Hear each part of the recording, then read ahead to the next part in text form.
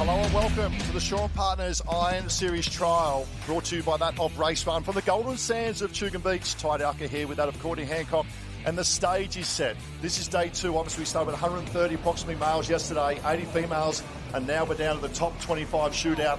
It all comes to this course, making that the professional Iron Series. Yes, it absolutely does. Right? Dreams are going to be made today, and unfortunately hearts are going to be broken. This is what every single Iron athlete, every single Iron man and Iron woman, they want to be a part of this Shaw and Partners Iron Series. So the nerves, I can feel it. I can almost feel the heartbeats absolutely pounding, and there's a lot of pressure on the line today. Yeah, plenty of nerves, plenty of excitement, but also anticipation. You're coming off day one where, they've been through the enduro, they've been through the traditional, been through the short sprint as well, or the short traditional, and we've sort of got a bit of a run of where they're based at the moment. Some really good performance yesterday, particularly in the males.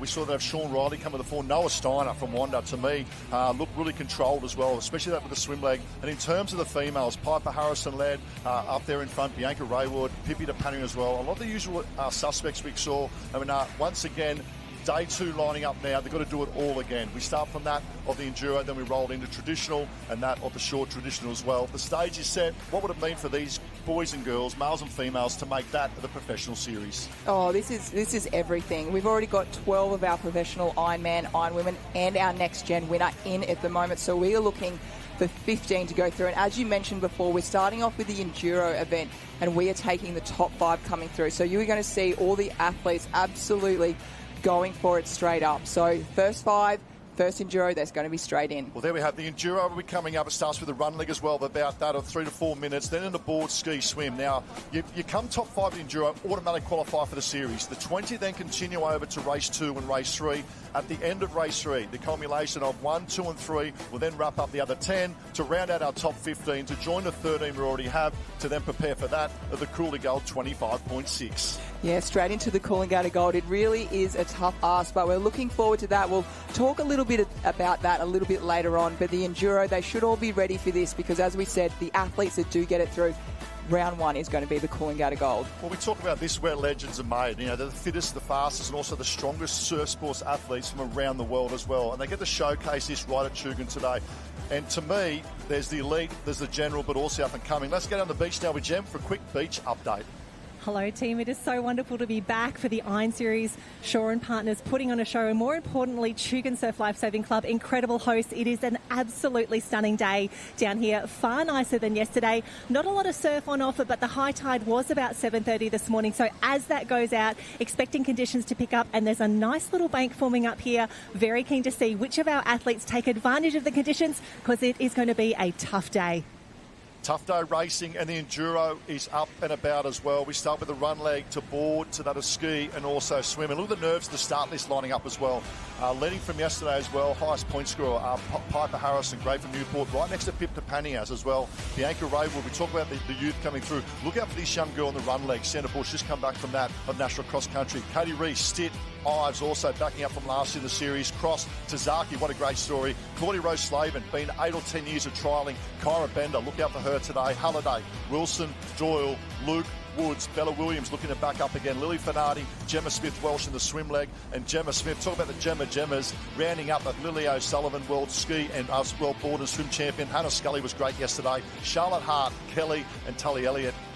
Quality field lining up. What's going through their minds right now, leading up in particular with that of a run leg first? Yeah, as we can see the girls lining up, there is a little bit of nerves about. We're not seeing too many smiles on the faces at the moment, but it's just all about going through the process. So processes, they've had their warm-up, they're getting ready.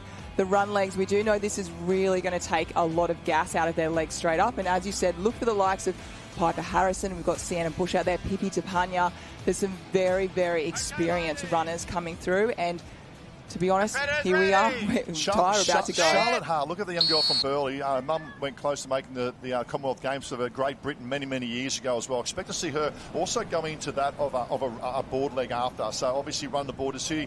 It's tactical, isn't it? And once again, the top 5 will automatically make the series. So do you put all your eggs in the basket if you're an endurance athlete, an aerobic athlete, or do you look to conserve a little bit and base yourself over the 3? Well, for the likes of his seat, Sienna Bush already out in front there. She wants to get through for this top 5. The endurance, that would be definitely a race that she's going to be very, very good at. So We're looking at the girls running at the moment along the beach. They look fantastic, nice and light across the sand. We can see the tide. It's not a low tide, which they probably would have loved. It's about that mid-tide at the moment, but first five, I keep saying it, first five through in this race, they are through to the professional series. So the girls, if you can wrap it up and get it done, you can sit on the beach and watch the next two races. If it's not tough enough, we'll throw high tide in as well. Sienna Bush leads. Dom Sit really improved there under the guidance of Reece Drury there in second as well.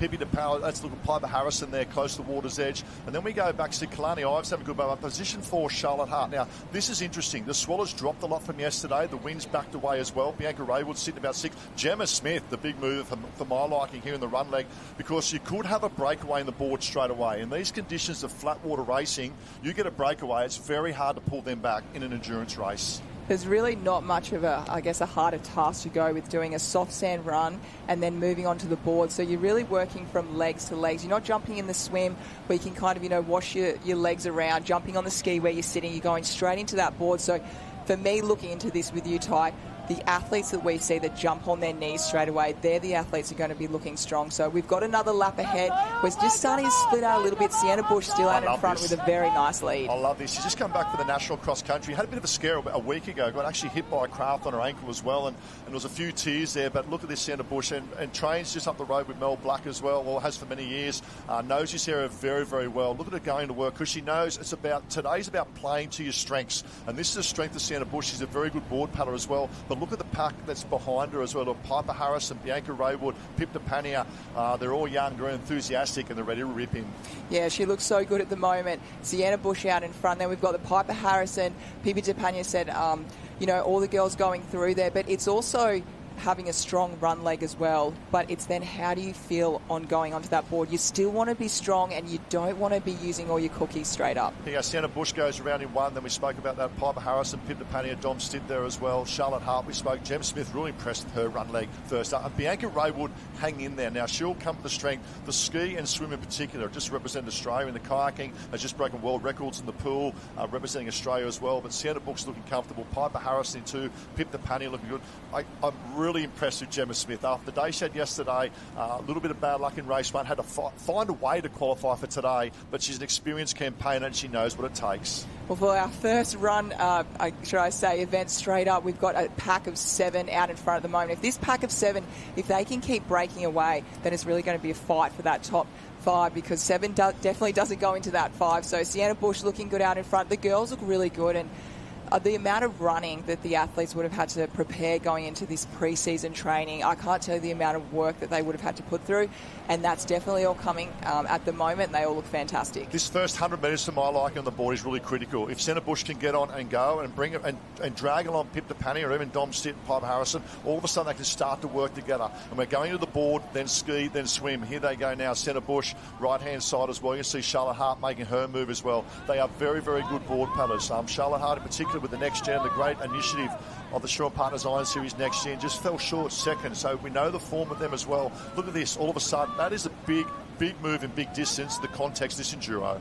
Yeah, this is the hurt locker right now. So any little bit, they've got a little bit of a wave there. Tugan is definitely renowned for having that shore break that we saw yesterday before this event. So this is the hurt locker right now. You can see most of the girls out in front there on their stomach. And I do have to make a point that this trials, which is fantastic, I love it. We've got so many young guns coming through. Those girls in the under-17s. We saw Pippi DePania, the 16-year-old, making the series last year. So we're going to see a lot of the young guns coming through. And so we might see a little bit more belly paddling just because the girls are so young. But we see a couple there up on the knees. And the girls out in front, that top 7, they've really got to get going because the young guns, they haven't had as much time on the ski. So we're going board, ski. They want to try and get away from those, I guess, more experienced, like your Hannah Scullys, who are really going to be coming in and making up that ground. Yeah, if you get, Gemma Smith can stay in that lead pack as well. We know being, past world ocean ski champion as well, an opportunity. Well, these conditions to me will suit the less experienced ski paddler as well. But these days, their strings are very, very strong right across that, of those we see with the run, the board, the swim and ski as well. The pack's really strung out at the moment,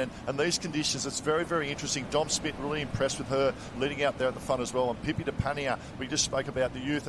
And to me, we spoke about 3 years. I had a chat to Josh Minogue the other day as well. We spoke about three levels of participation. We've got the experience, and they really come with the 4 yesterday in day one. We've got sort of the now gen that are going through, Noah Steiners and them, but then it's that next gen, that superpower coming through, and already you can see that of Charlotte Hart, Pip DePania, Bianca Raywood, and look out for Katie Reese coming through the mix as well.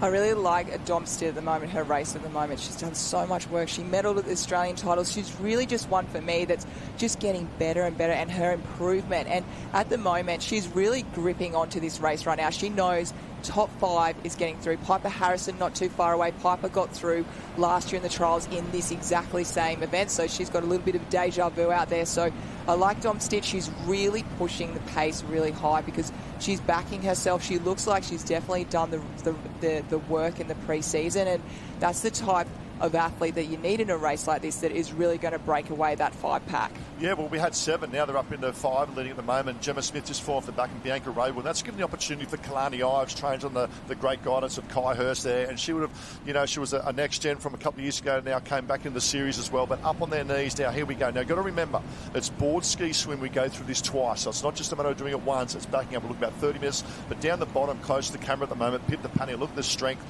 in terms of the rating as well. Pip DePania up on her knees. Yeah, wow. We just see all the girls. It was really all at the same time. Then they went out on their stomach, just really conserving a little bit of energy off that run. Now they're up on their knees, really working hard. We see Pippi DePania on this side. She's just on her belly now. But Dom Stitt, she's been out in front, and she's really been that athlete in this female at the moment, really pushing that pace. Piper Harrison not too far away.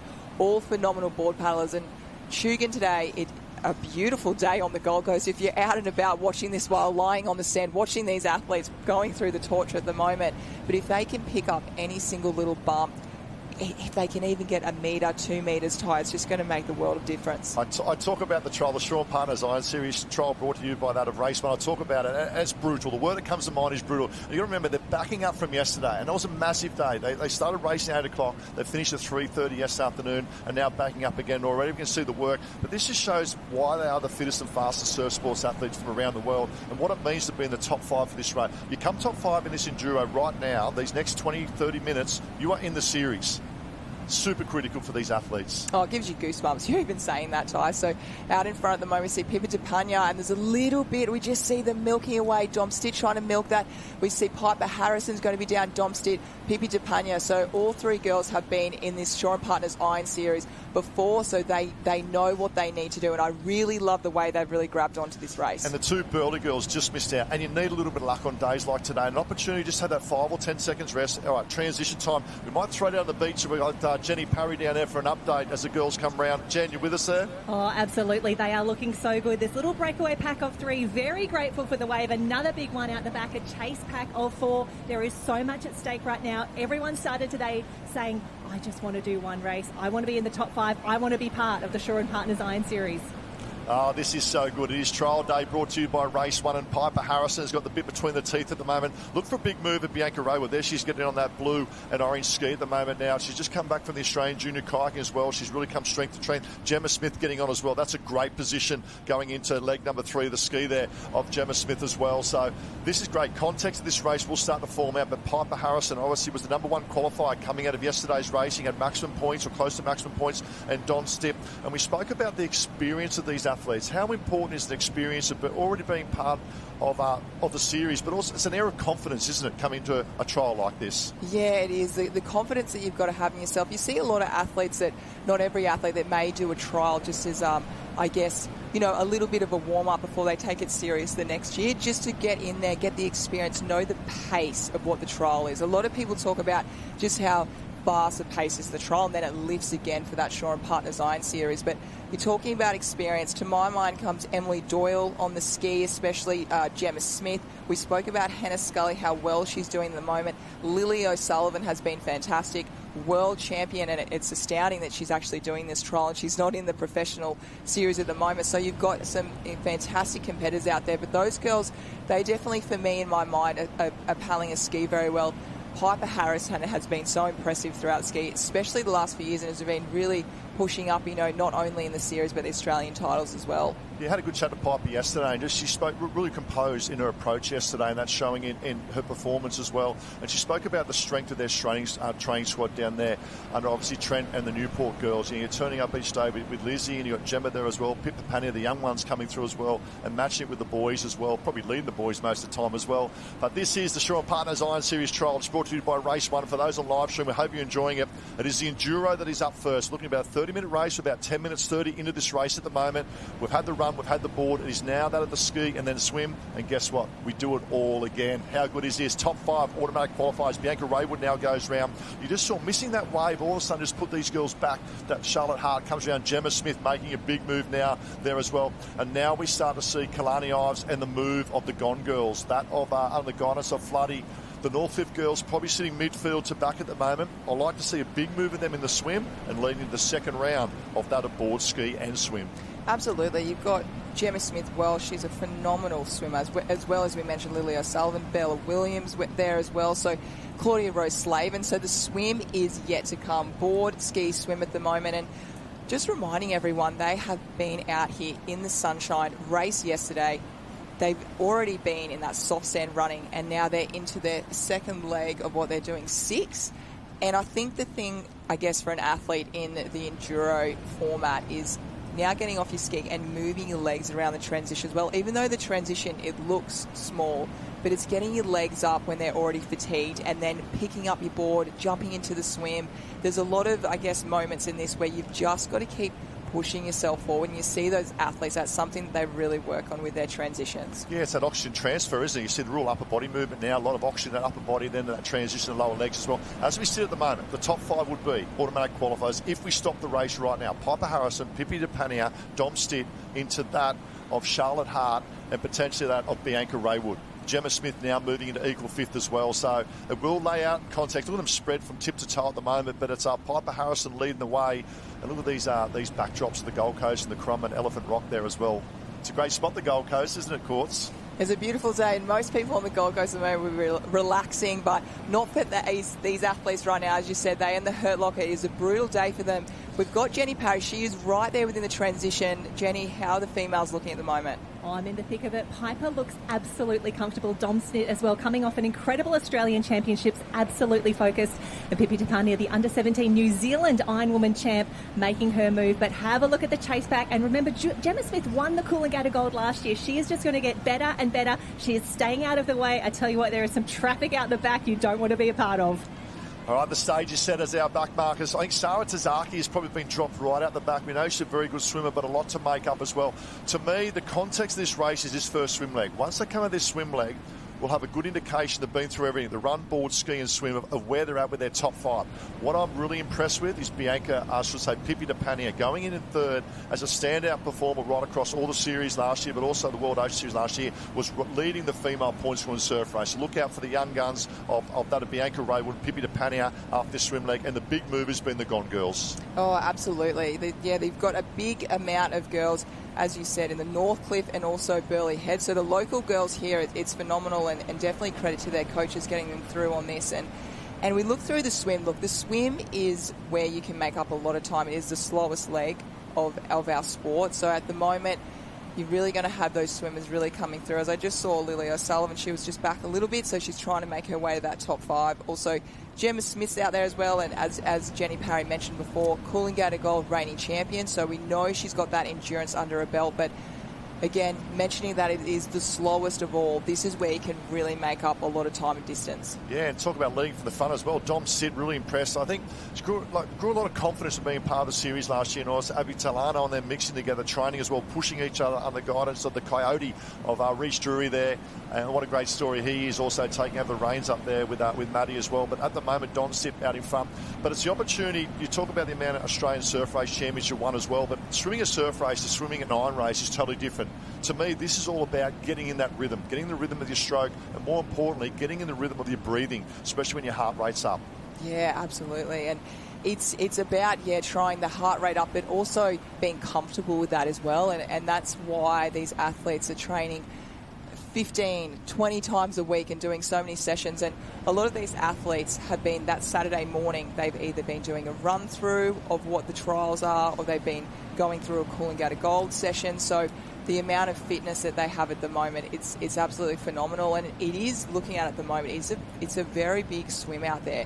So, as I said, a lot of distance to be made. They're not going to get a lot of support coming in wave-wise. I haven't really seen too much out there. It's really tricky. In the ski, we've seen a few runners out there, but swimming-wise, we're not going to be seeing a lot of body surfing on offer today. Well, it is the engine swim leg, and what about this out in front? Domstit, really, and I love that, just the positioning in the water, seeing nice and high, and also getting that nice good reach, but also the work of Piper Harrison. The smarts of Piper to just duck in behind that and let Domstit do the work, because this is the congestion back here, and we're looking at probably that of 6, 7, 8, 9 and 10. Look at the moves now in mid-pack coming around. Hard to get their clean water, but out in front, Domstit looking comfortable and doing well. Yeah, she looks so comfortable. She has the whole way. I think we just really saw even the look on her face. She just looked really relaxed. She's obviously done a lot of work in the preseason, but she knows her body, and it really looks like she knows how hard she can push herself at the moment. So out there in front at the moment, and we're really seeing it might be Bianca Raywood coming fast. Big move from Raywood, and she does the work there at Miami on the pool as well, and trains the irons with King as well. Went away with the Australian team in turn, broke a world record in the pool rescue as well. So we know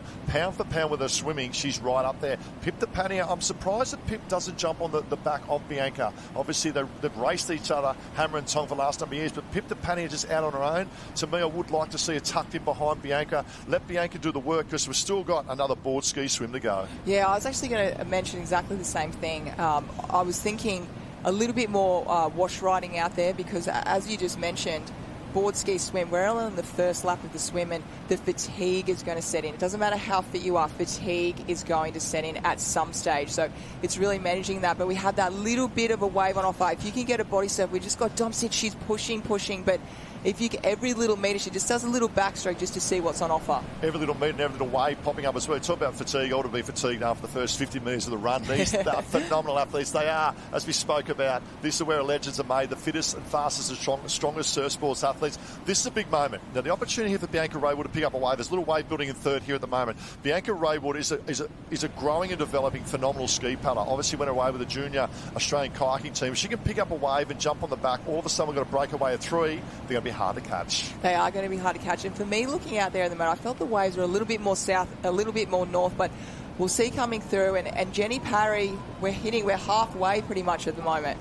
Can you believe we're only halfway? And Ray with the big mover there, looking very confident. She has got eyes on the prize. She's got eyes on Domstit's feet. We've got a clear breakaway in 3. But have a look at this. Charlotte Hart, she's been on the GB team before. Taylor Halliday is now in the top 6. She's been away. We've missed her. She is absolutely back. Halliday looks great. Pippi Tapania and Lily O'Sullivan. What a swim. Yeah, talk about swims. I see a big move from Gemma Smith-Welsh, and we expected that. Obviously, now under Floody there at Northcliffe, was a Sunshine Girl for a number of years as well. Big move from those that played their strengths. Lily O'Sullivan, World Surf Race champion, now moves up in about 7th and 8th. But the big movers, as mentioned, Raywood now up into 3rd, and we spoke about that of Lily O'Sullivan and Gemma Smith-Welsh. Absolutely. And as we said before, there's so much distance you can make up in that swim. So going into this second halfway, we've got board, ski, swim. I think a lot of damage is going to be done that last swim. So it's getting yourself in a really good position. And at the moment, the girls out in front, 1, 2 and 3, they look comfortable. The reason we're on that belly a little bit more than what you see usually is because of that sand run. And exactly. This is a long event. We have been going we're just under 20 minutes at the moment of hard work.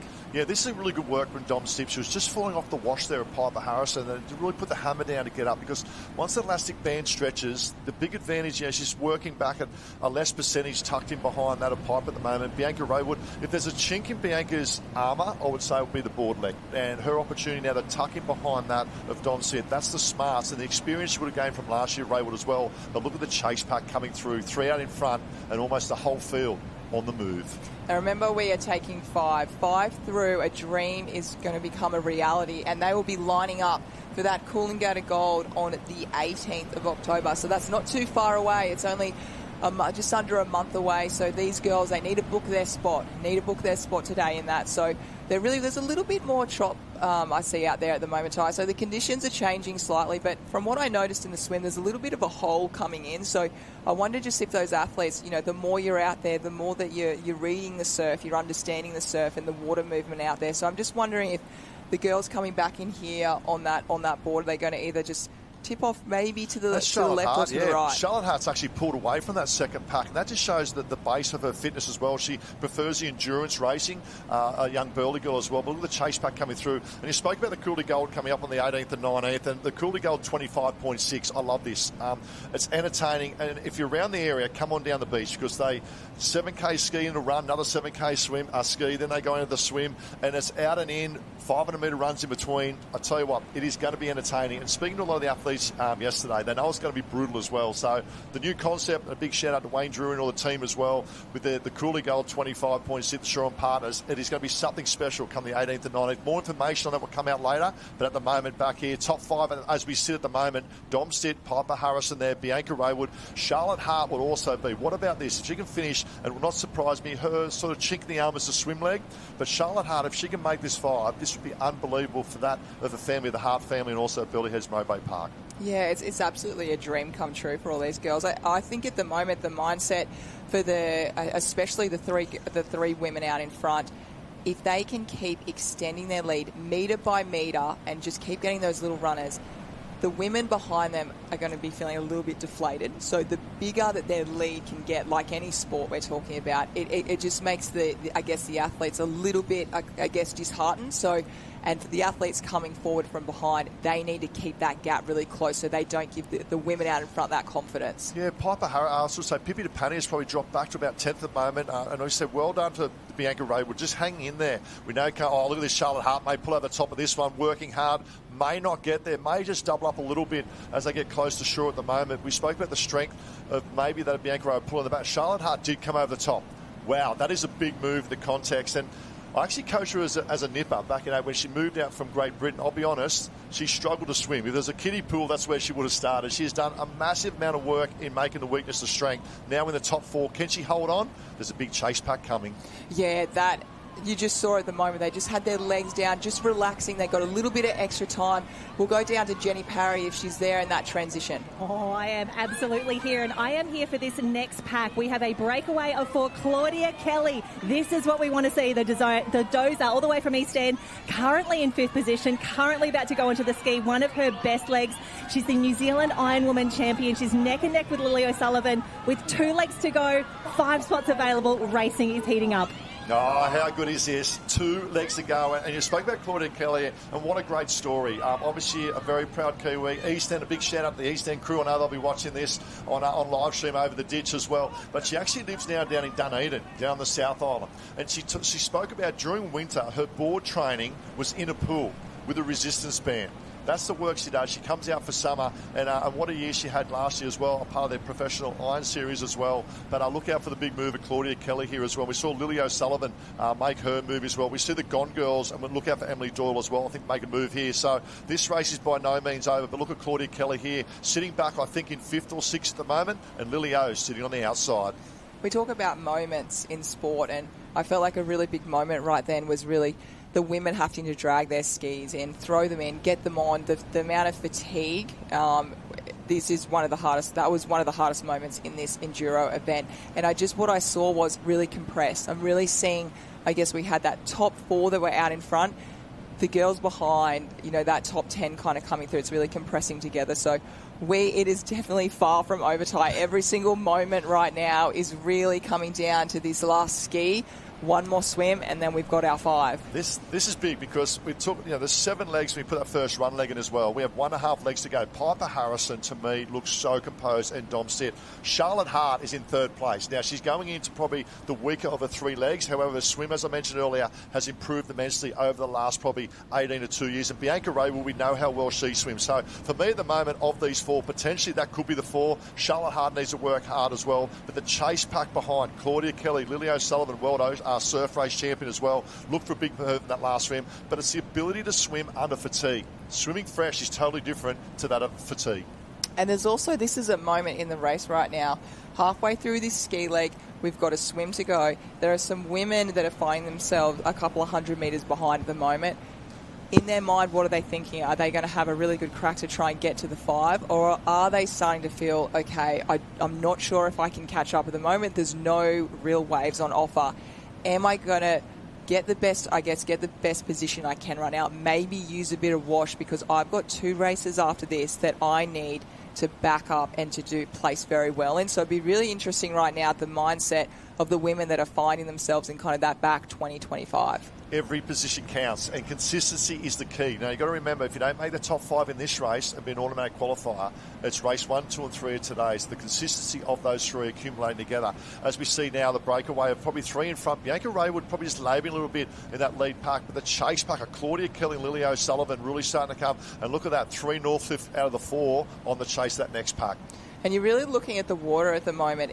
The water to me out there, and you can see the skis of the women at the moment, they're just tapping up a little bit. You can see there on screen a beautiful footage of just the front of the ski just tapping out. We've got a little bit of a wave right now, but in between those waves, it's quite thick and heavy. So we've just got Bianca Raywood trying very hard. She's just on the back of it there, Ty. And they're moments. They're moments in terms of this weekend, the Shore Partners Iron Series trial brought to you by Race 1, but they're moments in surf sports. And sometimes the moments run with you, sometimes the moments run against you. 1 leg to go to book your spot. What would this mean? Obviously, Dom's been there before. Piper's been before. What would this mean for Charlotte Hart? She's dreamed of this moment. Growing up over in England, she's dreamt of this moment probably from an 8-year-old to where she is now. Well, from what I saw, from how she got off her ski then, she definitely wants it right now. And getting off there out in front, looking to set the pace. She's got certainly some very, very high-class swimmers there. So we're going to drop down to Jenny again. She's running there in the action because I feel like we've definitely got a very big sprint on for that 4th and 5th position. Oh, we do. Claudia Kelly is still in 5th possession, but have a look at this. Kayla Halliday,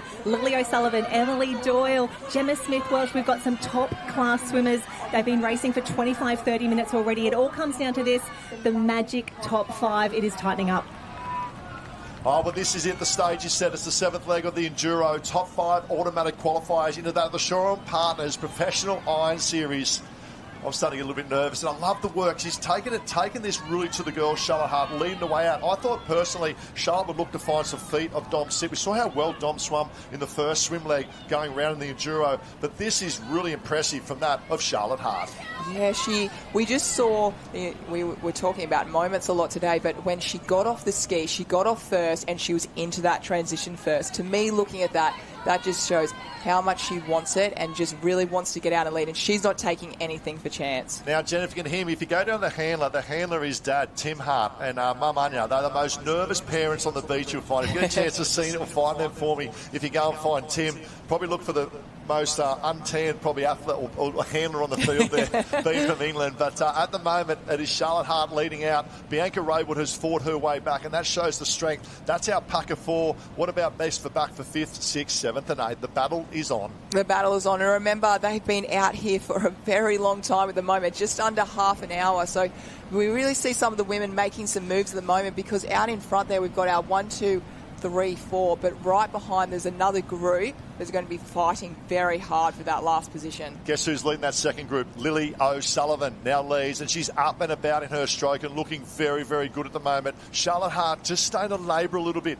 out in front. That's probably the swim like we spoke about, little chink in the armour. I expect to see Dom Stint, Bianca Raywood and even Piper Harrison maybe moving the outside, but I love the cadence of leading out in front at the moment. Left-hand screen we can see there on live stream, and a big thanks to those who are joining us. You're witnessing something very, very special. We talk about this next gen coming through. She finished second in the next gen coming through to Olivia Clues as well, and wasn't that far away. But what that next gen does, and it's a great initiative by Surf Sports and Wayne Drew and the team, is it gives them an air of confidence knowing they belong. So she would have taken away from that next gen going, you know what, Olivia made it, I was this close, I'll go and work hard under Michael King through winner. And she's one of the best trainers, never misses a session and puts everything into a session as well. And at the moment, Charlotte Hart going strength to strength. This, I'll be honest, this has surprised me for a swim leg of Charlotte Hart, and it shows where she's at with her swimming and that of her fitness. Well, that's the type of athlete that you want to be, a part of the Shore and Partners Iron Series. And we just see Lily O'Sullivan. Remember, she is the world swim champion, best swimmer in the world. So she is coming through. She doesn't want fifth. She wants to make sure she secures her spot and doesn't have to do those last 2 events, which she actually did last year. So she wants to be part of the top 5, but we see a wave coming. Wave's through. coming. Lily O'Sullivan is absolutely flying. She wants that. She does not want to do the traditional and the short traditional. Now pulls up on the back of the lead pack. Charlotte Hart has a look on the armpit. Little wave coming. I think she's done enough. Charlotte Hart, you have booked yourself in the professional series. What a moment for the young girl from Burleigh. Dom Stitt, what a performance from Mooloolaba as well. Lily O'Sullivan could be potentially a wave. Bianca Raywood in the mix as well. Piper Harrison. Here's the little wave opportunity. Back marker comes. We've got 6. We've got 6 going for 5 spots. Use your legs, girls. Get up and go. Use your legs. Heart safe. Dom Stitt. Lily O'Sullivan's got to go. Lily O'Sullivan's in a bit of danger. Piper Harrison, Dom Stitt will pick him up as they come round. Taylor Halliday, I think, was the big swim. Unfortunately, will finish 6th. But Charlotte Hart, the big stage, the big moment. You are in the professional series of the Shaw Partners Iron Series for 2025-26. Piper Harrison, Lily O'Sullivan, Bianca Raywood. What a story as well for these coming through. Dom Stitt falling very short. Taylor Halliday, but what a swim. Oh, wow. Goosebumps. And we just see the rest of the women coming through. Remember, they need those high points to go through and get ready for these next 2 events. And we see the girls, everyone has put in absolutely everything. This is how much it means to them to be a part of their series. They're just the amount, the quality of athletes coming through is just phenomenal. Taylor Halliday, welcome back. She's had time through with illness and also injury as well. So for her to just miss out and coming through there was fantastic. Lily O'Sullivan's swim for me was terrifying. That she was so fast. Can I be honest? I'm a bit emotional for Charlotte because I've been a part of the journey in the early years of 5 or 6 years, and for where she arrived probably 10 years ago to where she is now. And this is what I love about surf sports and the opportunity and pathways, and it's opportunities they give these athletes, but they've got to work hard. It doesn't come easy. I know there's a lot of entitlement of the young generation these days, but this young girl deserves her spot. She's done it the hard way. She's found a way. Mum and Dad are both PE teachers up the road at Palm Beach, Currumbin as well, so they've got a good fitness and health background. But this is a big moment for the Hart family, but also Dom Stitt, the way she attacked that. Piper Harrison, coming out of yesterday, ranked number 1 for all the 3 races yesterday.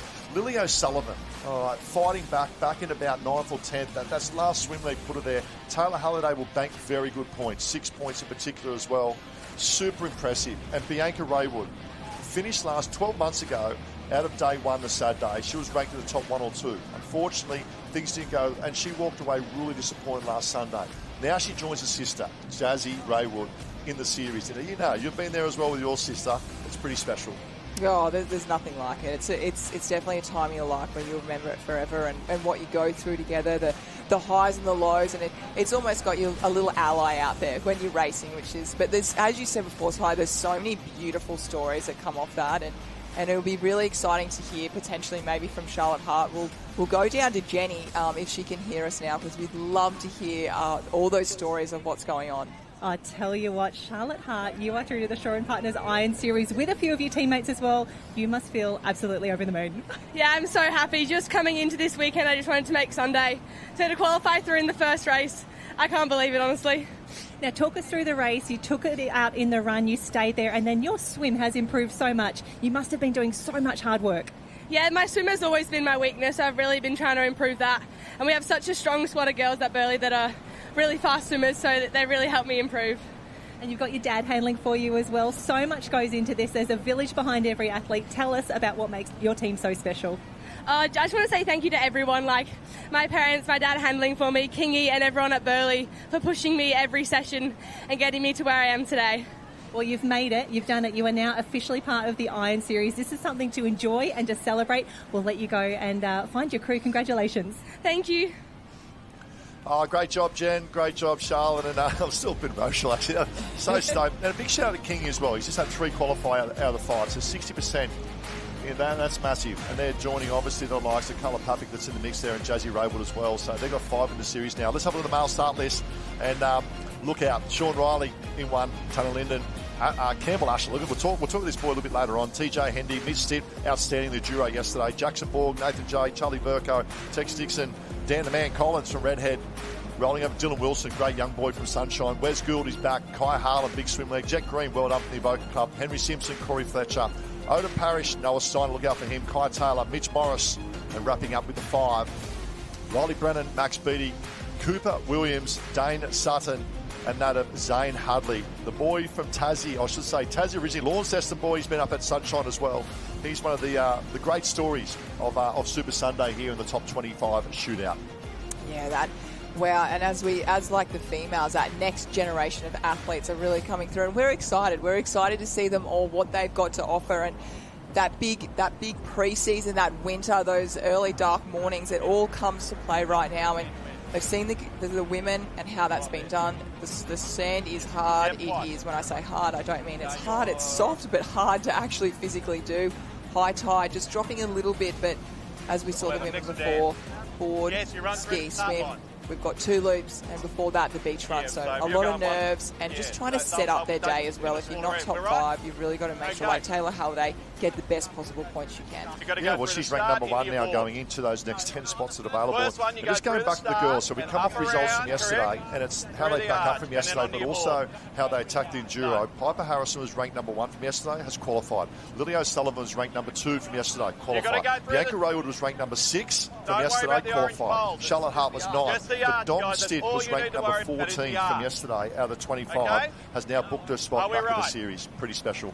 That was really special. She's, as I said before, she's an athlete. She's been making her way on the up. But, Ty, we are set for a start. This is good. You know what's good? Because I don't know where to go in the run legs. I don't know who's going to come to the fore. We know that Riley Brennan will probably be at the back. That's probably one thing. He'll make a big move in the swim. I expect those are the boys we spoke about of Stitt, Nathan Jarkensee, Sean Riley, Henry Simpson off to a good start as well. But you've got to be careful, because sometimes if the younger boys, we look at them as well, Dane Sutton and Zane as well, you can sometimes get overexcited, and that burns a lot of nerves but also energy.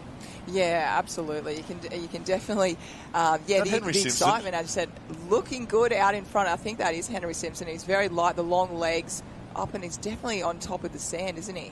Yeah, well, all of a sudden he's really taken it. But remember, there is 2 laps to this. Not that I wonder. It could be Campbell Asher. We'll try and pick up and get a closer view as they come front on. Sean Riley, I can see that's tucked in second there at the moment. That's Campbell Asher. There you go. It is, and this is a great story. He's an Ocean Grove boy, and he's getting his bit of 20 seconds of fame. Charlie Verka off to a good start as well. Mitch Stitt there as well. But really good story. Campbell Asher, I caught up with him yesterday. I didn't know a lot about his story. He's an Ocean Grove boy. And a big shout out to Sonia down there. Does a wonderful job with the Ocean Grove crew down there as well. But made his move up to Alex. Obviously, they draw a lot of great Victorians as well. You know, look at Brad Casamanta, your Mia Cooks that come through. They're all part of the series already. And he's chasing his dream. And to Jack Hansen, the crew at Alex, they did a wonderful job up down the Sunshine Coast of not only bringing them up, but making them feel comfortable and getting the best out of these athletes. So Campbell Asher will come out in 1, Sean Riley 2, Mitch Stitt, he performed exceptionally well, Charlie Verko, Dylan Wilson there, Dane Sutton we see go around as well, Odin Parrish, I love the way he races, he puts it all out there. Odin Parrish were there, Noah Steiner tucked in there as well. Then we come back to Wes Gould. We can see a few of the back markers. I'll tell you what, Mitchy Morris will love to see the end of this run leg, but he'll have a big move in the other legs as well. But really spread out, aren't they, in terms of the context of this first run leg? Yeah, they are. We look at Campbell Asher out there in front, and he looks phenomenal. What a naturally gifted runner out there, and obviously put in the hard work as well. Sean Riley, not too far away, because, as we said, these athletes today, they want to get through. That's the first goal. They want to tick that off. But they're not too far away. Under a month's time, we have the Coolangatta Gold. So they need to be endurance fit. They need to be fast, sprint strong. So there's a lot of areas that all these athletes have had to work really hard over the preseason.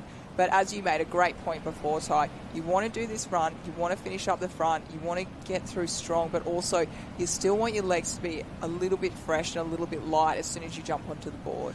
Going off yesterday and going off that of last season, Sean Riley. He is so quietly spoken. I've got a great relationship with him. He's in the club that I'm at Burleigh as well. Hardly says a word, but one of the best trainers and goes about his business. Spoke to his dad this morning, super nervous. He's also a Torquay boy. There are 2 Victorians leading here at the moment, the first run lead.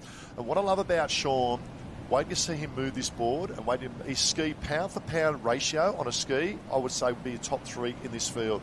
They're your first 2 legs, then going into the swim as well. Very similar to Charlotte Hart. He's had to do a lot of work on his swim over the last few years, but his swim now is becoming a strength in his iron. So Charlie Verko, good move as well. Molokai champion, obviously back-to-back as well. Expect him, there he is, the poor strapping figure of Charlie Verko. What a great role model as well. Mitch Stitt had a phenomenal day in Enduro yesterday. Kai Harlan, good run leg from Kai Harlan. So there we go.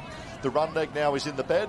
We'll put away. Now we go to board, followed by that of ski and swim. And you know what? Let's do it twice. I think a lot of athletes, they would be very happy about that, getting that run leg done and dusted at the moment. But if Jen's available down there, I'd just like to know, you can tell a lot by athletes' faces. Who look good? Who do you think needs to do some work out there? I'll tell you what, those two Victorians out in front in Sean Riley and Campbell Asher looked absolutely focused. A few boys a little further back, they had a plan, and that was to take it easy in the run leg there. I'm looking at TJ Hendy on that purple board. This is where he's going to make a move. He looked like he was hurting, but looked great yesterday. And if anyone's going to back up, if anyone's got the experience, the knowledge, it's him. Yeah, we spoke about Sean Riley, really attacked that, but Campbell Asher. Now, let's have the right-hand side of our female results. Charlotte Hart, huge congratulations, qualified for the series. What a moment. Lily O'Sullivan, Sequina Burley, 1-2. Piper Harrison, phenomenal performance, backed up Miesa. Bianca Raywood, welcome to the series, Bianca. Well-deserved. And Dom Stitt, you are back. And big shout-out to Reece Drury and the team there as well. Taylor Halliday, backs 20 points. Emmy Doyle, how good. Gemma Smith-Wells, Charlotte Cross, Sienna Bush. All right. These we're looking at the moment. Claudia Kelly, we expected. Kyra Bender, we spoke about. Big movie yesterday in the series. Kalani Ives, great result. Luke Williams, Scully, Caitlin Reese, Claudia Rose Slovan, Chelsea Will, Tully Elliott. Wrapping up the points in the final five. Pip Panny, I sort of lost a few there. Gemma Smith as well. Lily Fanardi. Sarah Tazaki made up some in the swim, and that of Freya Wilson. So they women on screen. We've got our 5, and now we need another 10. So the women, they'd be out there doing a little bit of a warm down, a little bit of nutrition, really resting to make sure they're ready for that second one, which they will go into that traditional iron. But we'll move back to the men. And as you spoke about Sean Riley, very, very fit. And as you said, phenomenal runner, ski paddler, swim board. He doesn't have a weakness. No, really interesting in the context of where we're at, because he's out in front. So the big decision is, like, he went hard the first 50, then he sort of went, hang on, I've still got 5 legs to go with some quality. Now, we saw with the girls, there was a breakaway pack nice and early. So the opportunity for them to work together. At the moment, we've got no real breakaway. It's sort of tip to toe for the males at the moment. So maybe coming home, we might see a bit of a breakaway to try and get on the ski and breakaway on the ski. But at the moment, the context of this is a lot tighter. And the board paddlers, Charlie Verco, we spoke about the big loathing arms of Verco. And it was a great story. Obviously winning Molokai back-to-back only a few months ago. But the big swells they had down there, he's out there training on his own. The police boat come out to rescue him and say, mate, are you right? Or we can book you for being out there in the ocean. He said, no, I'm training for Molokai. A great story, and I know Dad's down there are heavily invested with him as well. So Sean Riley, two of the powerhouse board paddlers that we have at the moment, and Campbell Asher still hanging in there. And it's something that we haven't mentioned. I remember Charlie last year, he was actually unwell for this. So it's all about really being as healthy as you can come in. There's a few athletes that have been, the last couple of weeks coming off, I guess, winter. So it's about being as healthy as you can to have as much energy. Noah Steiner's one athlete we haven't mentioned yet. He's been extremely, extremely dominant throughout New South Wales. And he's really been, I've seen, one of those up-and-comers at the moment, improving season by season. Yeah, and obviously under the Smith dog there down at Wanderoo does a wonderful job, and his dad as well, Nath, heavily invested with the sport. You see Charlie Verco and Sean Riley pulls over the top. Campbell Asher would probably, I don't know his ski leg in terms of Campbell Asher. They've got a phenomenal ski fraternity at Alex, but going back to Noah Steiner, they all deserve a spot in the series, don't get me wrong, but how close he was at the Next Gen 2 years ago, one wave. He led the last leg going out with a 20-metre lead, and one wave cleaned him up with another 2 waves behind. That cost him his spot. It was the ocean that played against him in terms of performance that day. So this is not only a life journey, but the last 2 years, this is a big day for the Steiner family. Yeah, absolutely. He, as you said, he does. They all deserve to be in here, but just from watching him over, especially the last season, he's put himself up the front in so many Ironman races. So he'll be out there definitely wanting to get that spot as well as the other 24 men out there. Jenny Parry, it looks a little bit closer than what the women's are. Absolutely. I thought that run leg was going to sort a few more of them out. But as we watch the athletes go through, I know we've been speaking so much about our young guns, our up-and-comers, but I'm watching a few of our older heads make a move now. Tannen Linnett is in there. Wes Gould is in there. TJ Hendy. I'm watching these people who've got so much experience. They're not rattled. They're calm. This is their office and they know what to do. Watch out for a few big moves in this ski leg. Yeah, big bit of speed, and I spoke about this earlier today and yesterday as well. The power to weight. You look at Sean Riley, there's nothing to him. You get more than 20 knots of wind will probably blow him over. But Sean Riley, power to strength ratio on the ski. I know he's been doing a lot of work with a race they have here in Tully Creek on a Wednesday with the boys, Chill and all the crew that come through there as well. But at the moment, Sean Riley is setting this up as the perfect race. Yeah, he looks a little bit like Dom Stitt to me, how she set herself up. She was really not aiming to, from looking at her, not aiming to get as many points as she can throughout this day. She was like, I'm getting into that top 5, and it looks like Sean Riley's doing exactly the same. Charlie Vercoe not too far away, and instead Odin Parrish coming through there. But someone in the men's out there at the moment, we've got Dan Collins, who's been an Australian past champion, and we've also got Jackson Borg as well. So he was obviously very disappointed to miss out and not getting a requalification last year. Phenomenal athlete, so look out for him in the ski as well. I think Borgie just coming around now because Borgie making his move with Noah Steiner there as well. Tex Dixon comes around. That's on the right. Tanner Linden there you can see.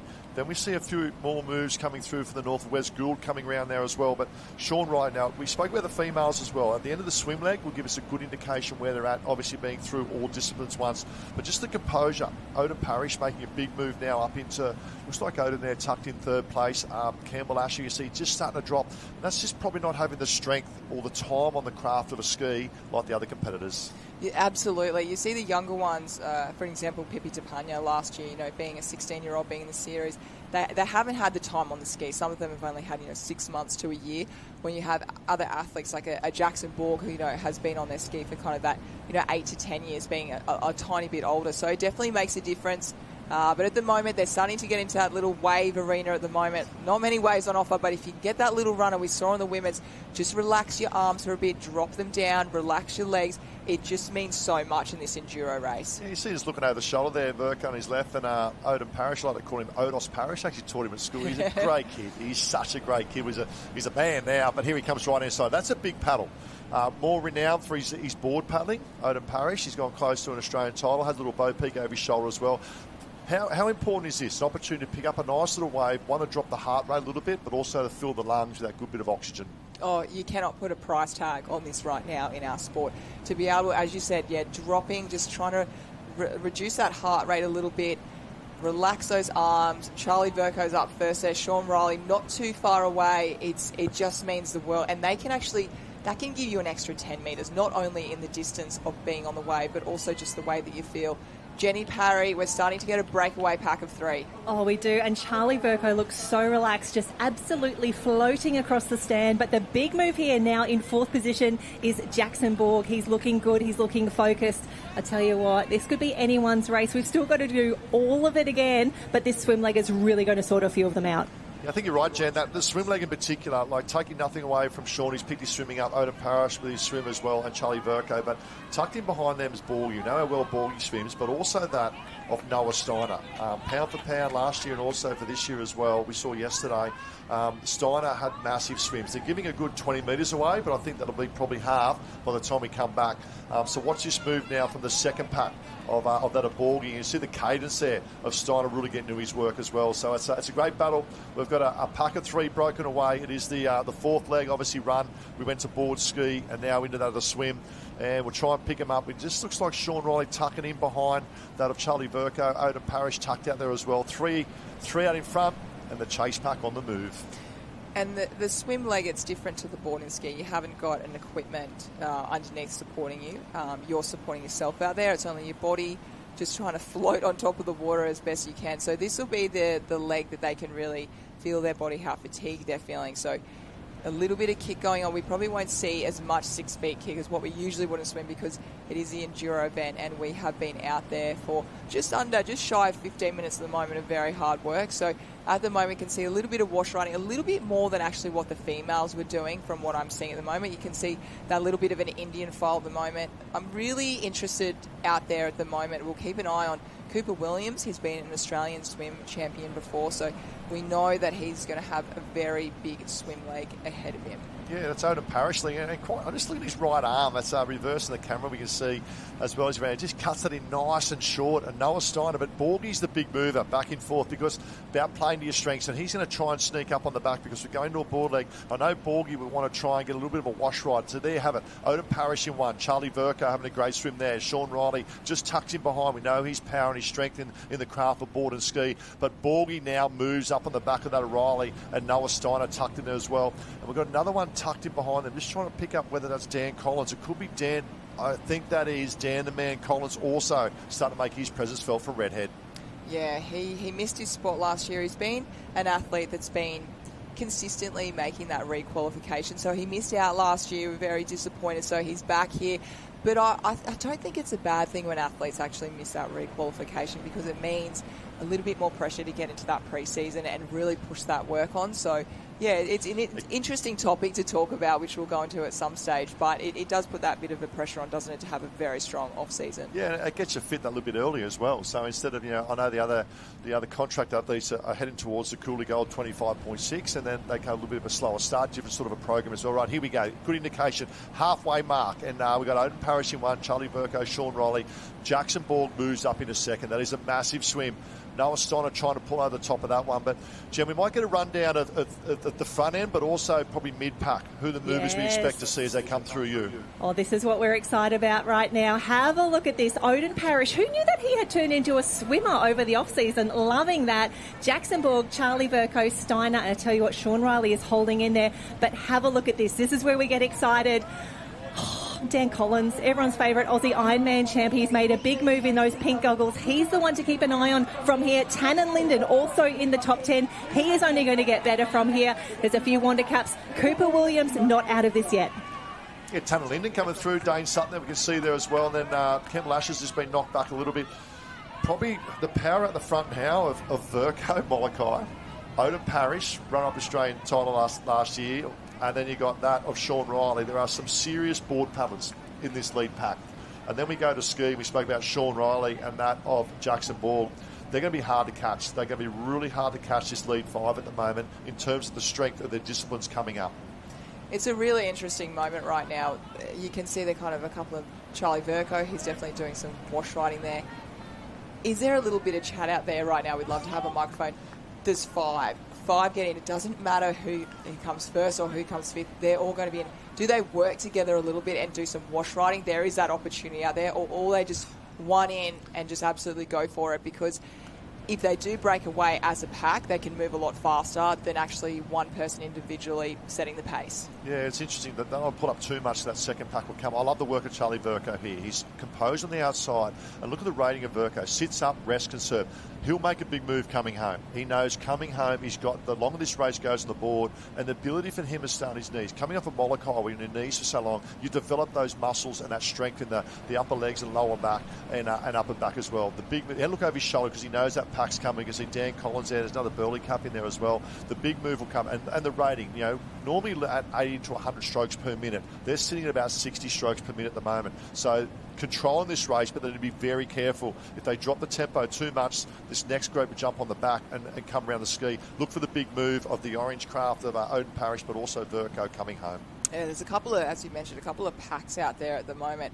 A couple of ones in the middle there, as you see by themselves, but generally it's very different to the women's race. They are in those packs, and at the moment, made a great point, Ty. You're going to see the men, here they are. You just see that rating they here now are going for. There's no working together right now. They are all looking for that transition and just absolutely drop the hammer. Yeah, it's picking up a little bit of assistance too. I know coming home. Look at Vercoe now. He's still happy, but Odin Parrish, that wind, look at that wind start. We'll have a chat to Jen in a moment where there's been a pick up in that sort of southwest wind at the moment. But you can see Vercoe now starts to go to work. Love the work of Borg. He just lies down. He just grinds the board out, doesn't he? Because he knows his ski and he swims his strength. A little bit of an unorthodox approach to the lie-down approach, but he's getting it done. Jackson Borg at the moment and doing exceptionally well. Sean Riley just labouring a little bit. I expect a move from Riley. Noah Steiner, I love this. Just tucks in behind, conserves, knowing ski, and look out for Noah Steiner in the swim. Yeah, they all look really good at the moment. They certainly don't look like they've been out there for 18 minutes at the moment. They look like they're fresh doing an individual board leg, and the men, they're up on their half up on their knees, the other half on their stomach there from the group in front, just trying to work those little, this is hard, isn't it? Yeah. It's hard, really, really hard at the moment, trying to work every little bump that you can. You know what, course? If it was easy, everyone would do it. Exactly. That's why it is professional. Yes. Iron Series, the Sean Partners Iron Series. This is the trial, proudly brought to you by that of Race 1. Oh, Riley just missed that. And all of a sudden, the armchair ride of the orange boards out in front of that of Vercoe and that of Odin Parrish. Also a big move. Now, I'm surprised mid-stint. He dominated the Enduro yesterday. Not in the mix at the moment. Looks like Nathan J coming in about 6th. Borgie would have been disappointed not to get that first wave. But Jen, down the beach, is that wind starting to pick up a little bit for these athletes? Yep, you're absolutely right. The wind is picking up. It won't make too much of a difference, but you can see these athletes battling the conditions. All I can think about is how much work these men have done over the off-season. There is absolutely nowhere to hide at the trial. Yesterday was tough. Today is even harder. We've got a party wave out the back. Everyone wants to be like Charlotte Hart and take out this first race. No one wants to go around again. Yeah, but that lead pack went from 5 to now 7. We've got a 2, and that's Odin Parrish will lead them out, and Charlie Verco, and then we go a pack of 5 on the move as well. Look for our dominant ski paddlers come through. I see Tano Lindo there as well, very, very strong on the ski. Cooper Williams still tucked back.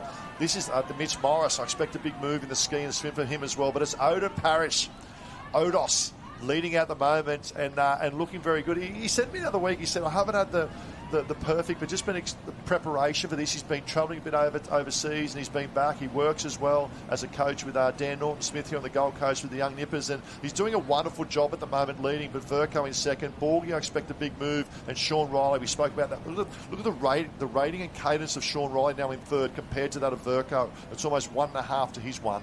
Yeah, it is at the moment. It's everyone's got that different styles out there, which I absolutely love watching our Iron Series. So at the moment, as you said, Odin Parrish, and he's definitely a favourite on the beach. Everyone loves Odin. He's always got a smile on his face, even when he's in the hurt locker. But he's good. You'll have to mention definitely the conditions at the moment. We've definitely seen a change compared to when the females were doing their first one. We just see that subtly coming through there on the beautiful Tugun Beach.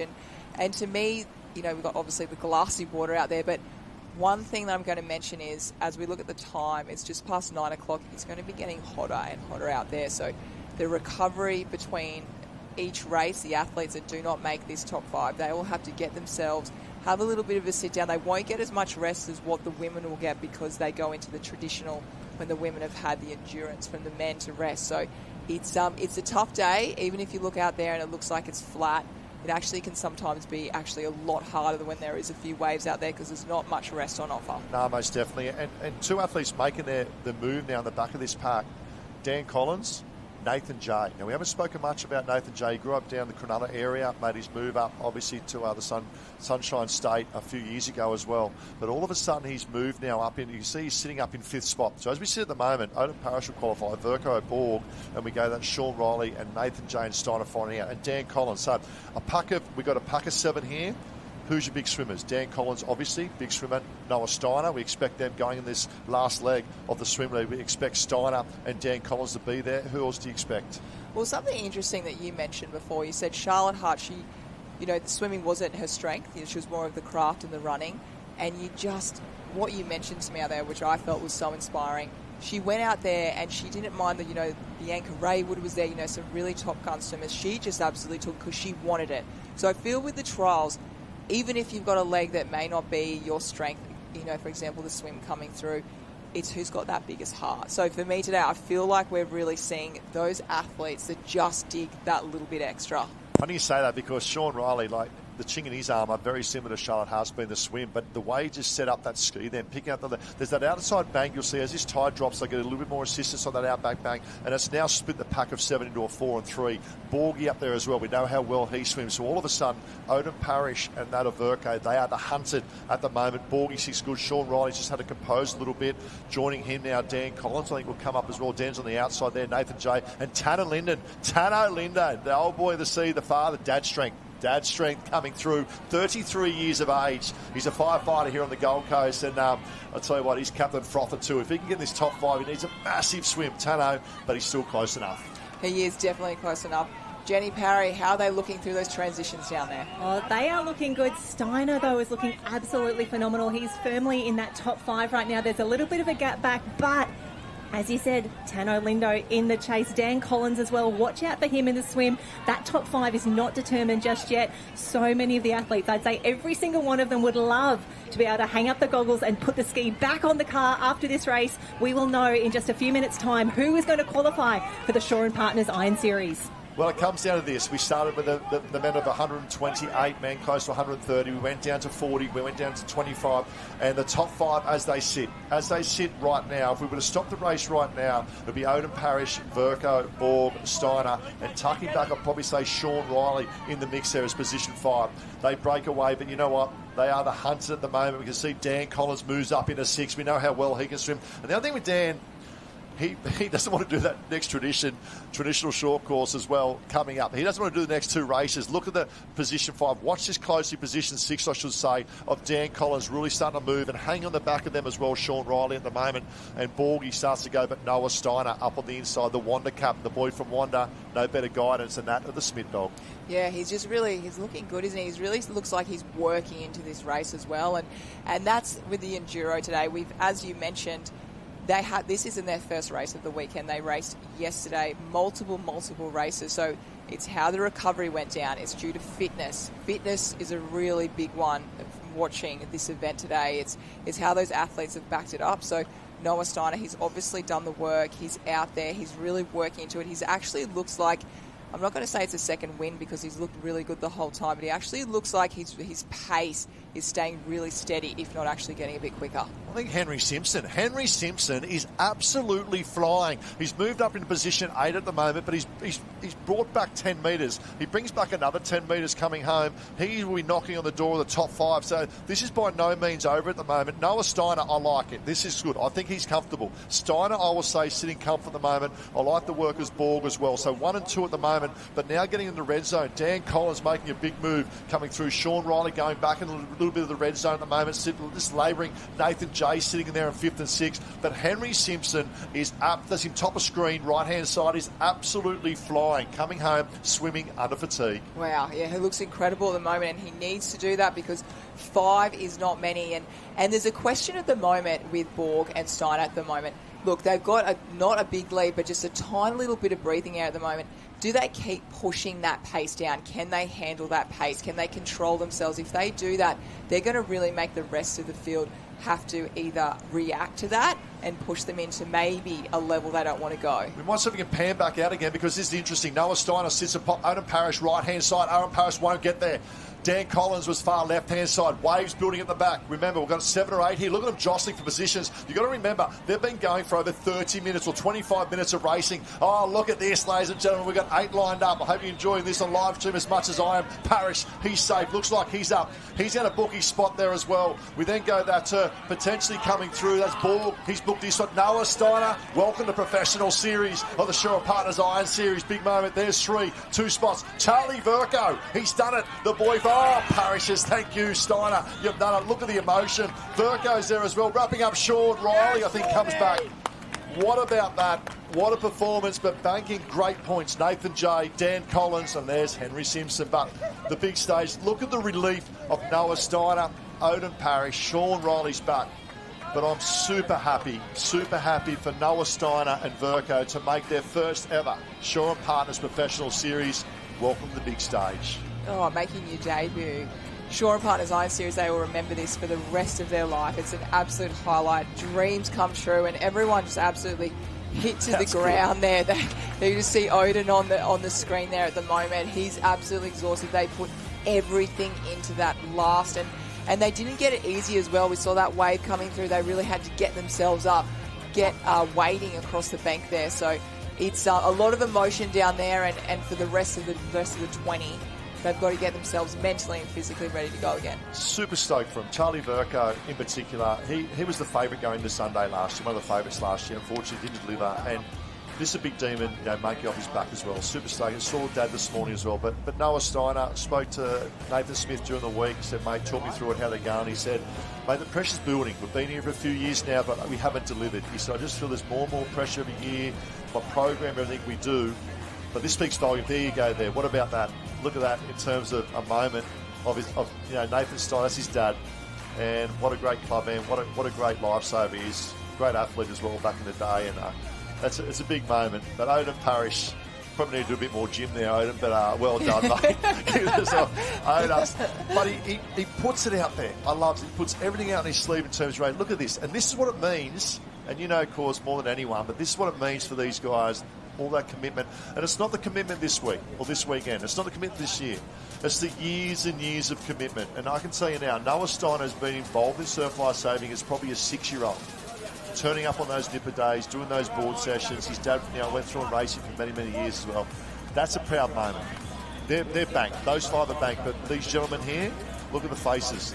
They've got to go again. 10 more spots remain. 10 more spots to join this man who's down the beach. Jen Parry, we're down the beach with Odin Parrish. What a moment for Odos. I'll tell you what, happiest man on the beach right now, 1 of 5. Odin, how good does it feel knowing that you are done for the day, and more importantly, you're in the Iron Series?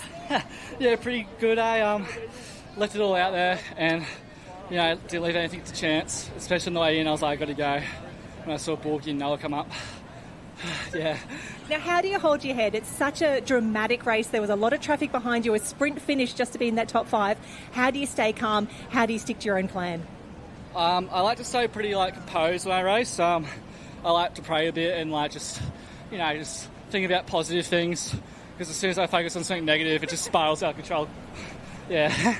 And you've got a lot of support around you as well. Looking at all the Burleigh Heads Mowbray Park club caps with you, you must have had an amazing off-season, and to be part of something special really lifts you on a day like today, doesn't it? Oh, 100%. King backs us all day in, day out. He doesn't let us have a sad moment. He's always motivating us to push to the next level, and we have a pretty good team. We've got Joel who's in the series, we've got Eve, and some of the new girls who just raced us in. It's a pretty good, talented squad, and I couldn't ask for a better squad. Well, there's no sad boys, no sad days down here at the Shaw & Partners Iron Series. You need to go and get ready for some media. We're going to take some photos, get you prepped for another big day. But who's your hot pick? Who else are you backing in these next few races? I'm backing all the Burleigh girls. I don't know who's actually in this race, but especially the boys like KT. He was there last year. Would like to be running around with him again. I don't know if Nath J made it or not. Did he? Everyone's still in. Oh, okay, well, I'd love to see Nath J make it, and Mitch and Tex. They work bloody hard, and they deserve it. Everyone does. Stop running away from me when we're interviewing. We're going to work on that because he's in the series. We're going to do this again. Odin Parrish, congratulations. Thank you very much. Thanks, everyone. Great job, Jen, and great job to Odin as well. And the reliever, you see him there lying down. He's a character. You know what? Every sports needs character as well. I know that we've got 5 spots that have been booked. And a huge congratulations to the girls and that of the guys. And I know the crab pot of Burleigh, they'll be starting to fire up as well. Bruce in Main Point leaving the party. But Odos, well done, but a long way to go. 2 more races coming up, 10 more spots. So now we've got a 50% chance coming in. So obviously we looked at, in terms of a 20% chance, top 5 out of 25. Now 10 spots remain out of the top 20.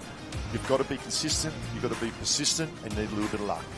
You do. You've got to have all those things really come together. So we are up to the traditional Iron Woman. We are about to start. The order is swim, board, ski. So Pipi DePagna, she's on the line there at the moment. So look out for her, Claudia Rose-Slavin. But Ty, we are off and ready for round number 2. Yeah, so we've got the swim coming up first. So let's look for some of the big swimmers we expect to see to come to the fore. So obviously Gemma Smith-Welsh, we expect to see a big showing from her from Northcliffe this first leg.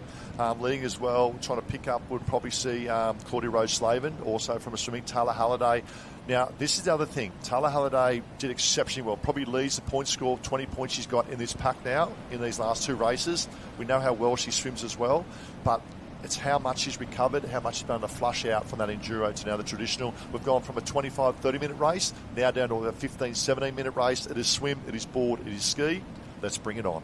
Yeah, absolutely. So, as you said, flushing it out, that's a great word to use. And Gemma Wells-Smith, you mentioned there before, she's come back from the sunny coast now to the Gold Coast under the Northcliffe cap. So she's out in front there. She's got a little bit of a slower stroke because she's got this beautiful long arm. She's got an incredible stroke. So she, for me, she's been an Iron Woman that is just deserves to be in the series. She's naturally very gifted. So she'll be working really hard. She has been in the series before, so she knows what it takes to get there at the moment. So she's setting herself up there at the moment. Alongside of her at the moment, she looks like she has Claudia Rose-Slavin as well. So she's another phenomenal swimmer that has been up the front pushing herself in the opens for a long time. And putting this in context, obviously you have those athletes that prefer the shorter, sharper racing to the enduro. So they would have sat with their coaches and looked at how we're going to attack this. So you look at your Sean Riley as an example. He knows he needs to go in the enduro because he's more of an endurance-based athlete, as we mentioned, along with Piper Harrison.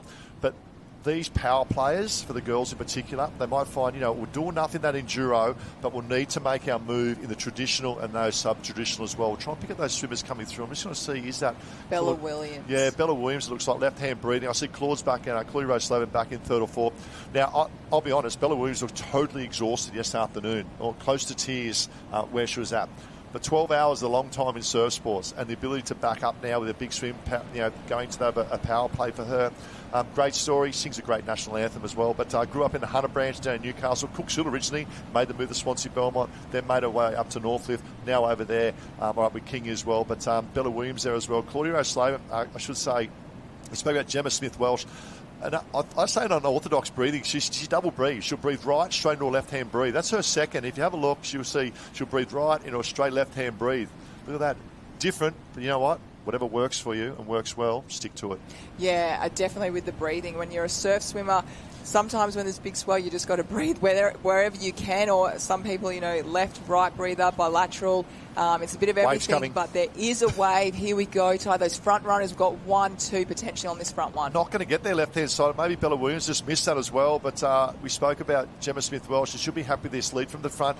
Gives you an opportunity coming around. It's an air of confidence, and just to settle. It's an opportunity for her to settle, now going into the board leg and ski leg. And we're going to throw down to Jen in a second. We're going to get an update because the congestion is coming midfield as they come through this transition. But you spoke about this earlier, how they look in their faces. How's the body language looking as they come around? Jen, down the beach, how are we going? Oh, we're doing so well, and even better, Kyra Bender is first out. She's got a solid 30-metre lead on the rest of the field. She's an absolutely phenomenal competitor. Won the surf race for the 19 age group at the Aussie Championship. She is making a statement right now. When she was doing her race visualisation, this was absolutely the perfect start. Bella Williams clear into Pippi Tapania in 3, and then Hannah Scully leads the entire pack around. Yeah, that's great. Well done, Kyra Bender, because we actually spoke about her this morning, and yesterday she, to me, was the biggest mover from last season to this season. And a shout out to Floody and the work that they've done now. I know Harriet Brown's doing a bit of work, and G's back there as well. But to me, she's come from an Australian Championship background as well, Kyra Bender, but she looked super strong yesterday, looked super fit and super strong, and that's a phenomenal start of a swim leg. Yeah, that is, and she had... I would have had a lot of confidence. She's the Australian champion for that under-19 swim. So, and she can, I tell you what, paddle aboard as well. So just those young guns coming through. She looks like she's done all the right things for, as you said before, flushing out that lactic acid and going into this next one. Something else I saw. You said a smile on my face. I saw the Bond cap, and Poole would be claiming that now. Poole. Of course. But Kyle and all the crew, they do a wonderful job with all the swim squads right around Australia well. But this is a big lead. Look at this as we pan out. Phenomenal drone shots from the Big Voice crew as well. This is a phenomenal, and you see that chatter, that little bit of a wind starting to come in as well. But Kyra Bender, big move from Kyra Bender here. Pippi Tapania as well, lying down the left-hand side, coming through. We'll try and pick up that on the right-hand side, coming through as well. But this is a big move at the moment from Kyra Bender. And I said yesterday, she looks fit, she looks strong. Look out. And she's got some good points on the line at the moment. She's got a 7th position in that last one, chop out the 5 in front of her. So she gets that 7th. So she's looking at a good position at the moment. Remember, we want top 10 after this round and the next round. So Taylor Halliday obviously got that 6th position. She's got top points, but Kyra's right in there. So she's doing very, very well. And I think for me, looking at this, she's just gone onto her belly now. She's been on her knees for most of the time. So that gives me, evidence that she's got a lot of strength out there. She's got a lot of fitness. So we're just coming towards that first can at the moment. And as you said before, we saw from the men's just trying to work those little runners as best they can. Just trying to pick where Bella Williams has made her move, because they've lost a couple of caps, I think, at the moment. That may be Bella Williams now going to the lead. Kyra Bender, I think, tucks in a second. So they just jostled positions heading out to that first can. We'll pan out and have a look at the moment, but it's a big move at the moment. She had a good swim as well, didn't she? Bella Williams trying to look up. Was a part of the series last year as well, coming through. And that is Bella Williams coming around now in 1. Looks over the shoulder as well. I'm not sure how she ended up in first race, Bella Williams, 10th. So she was 15th in first race, but 10 points. So at the moment, as she sits, she'll make the series in that last position. So she's looking to bank, once again, some very good points at the moment. There we go. We pan out now. That's what I thought. Kyra Bender's still in front as we pan out in the Bond Northcliffe Cup there, and Bella Williams leading the second pack with the chase behind. Yeah, no, they're both paddling incredibly well. Kyra really holding on to that lead on her belly at the moment, working those little runners. We can see that Southerly just kind of tipping the side of them at the moment. But Bella, she's done a phenomenal swim, looks really strong in that transition as well, straight on her board. So she's sitting very, very strong in that second position, and she'll be just looking at Kyra, just trying to bring her in as much as she can to keep her away from that pack behind. And just like the rating now picks up Pippi Tapani there as well. I expect a big move from Hannah Scully, paddled the house down. Caitlin Reese there, midfield as well. She's actually been sick. Caught up with coach this morning and said she had to get out of the swim session after 400 metres last Saturday, just from a bit of illness as well. And you don't like to hear that, but Kyra Bender, look at this, head down, legs are going, the old wriggler as she makes her way down, just to get to the top of that one. But that is the board leg. Now going to one more, that of the ski. It's short, it's sharp, it's entertaining. Yeah, it's definitely, you've got to really change those systems up, and well deserved. She's got a wave here behind her. She's going to sit back there. She goes sitting up on her board. She looks comfortable. She certainly doesn't look like she's racing yesterday. Oh, she almost went for a little nosedive just there, and that's just a bit of fatigue setting in at the moment. So we'll jump down to Jenny Parry, who's right in there with all the action, probably getting some sand actually flicked in her face. She's so close. I'm practically about to do a run leg right now. I want to be that deep in the competition here. Kyra Bender looks so good at the moment. The chase pack have got absolute laser sights on her. We can see 2, 3, 4. Williams is still in there. The big move, though, Hannah Scully is now in the top 5. We know that she's one of the best board paddlers in the world, proving that right now. But Katie Rees as well, she's top 7.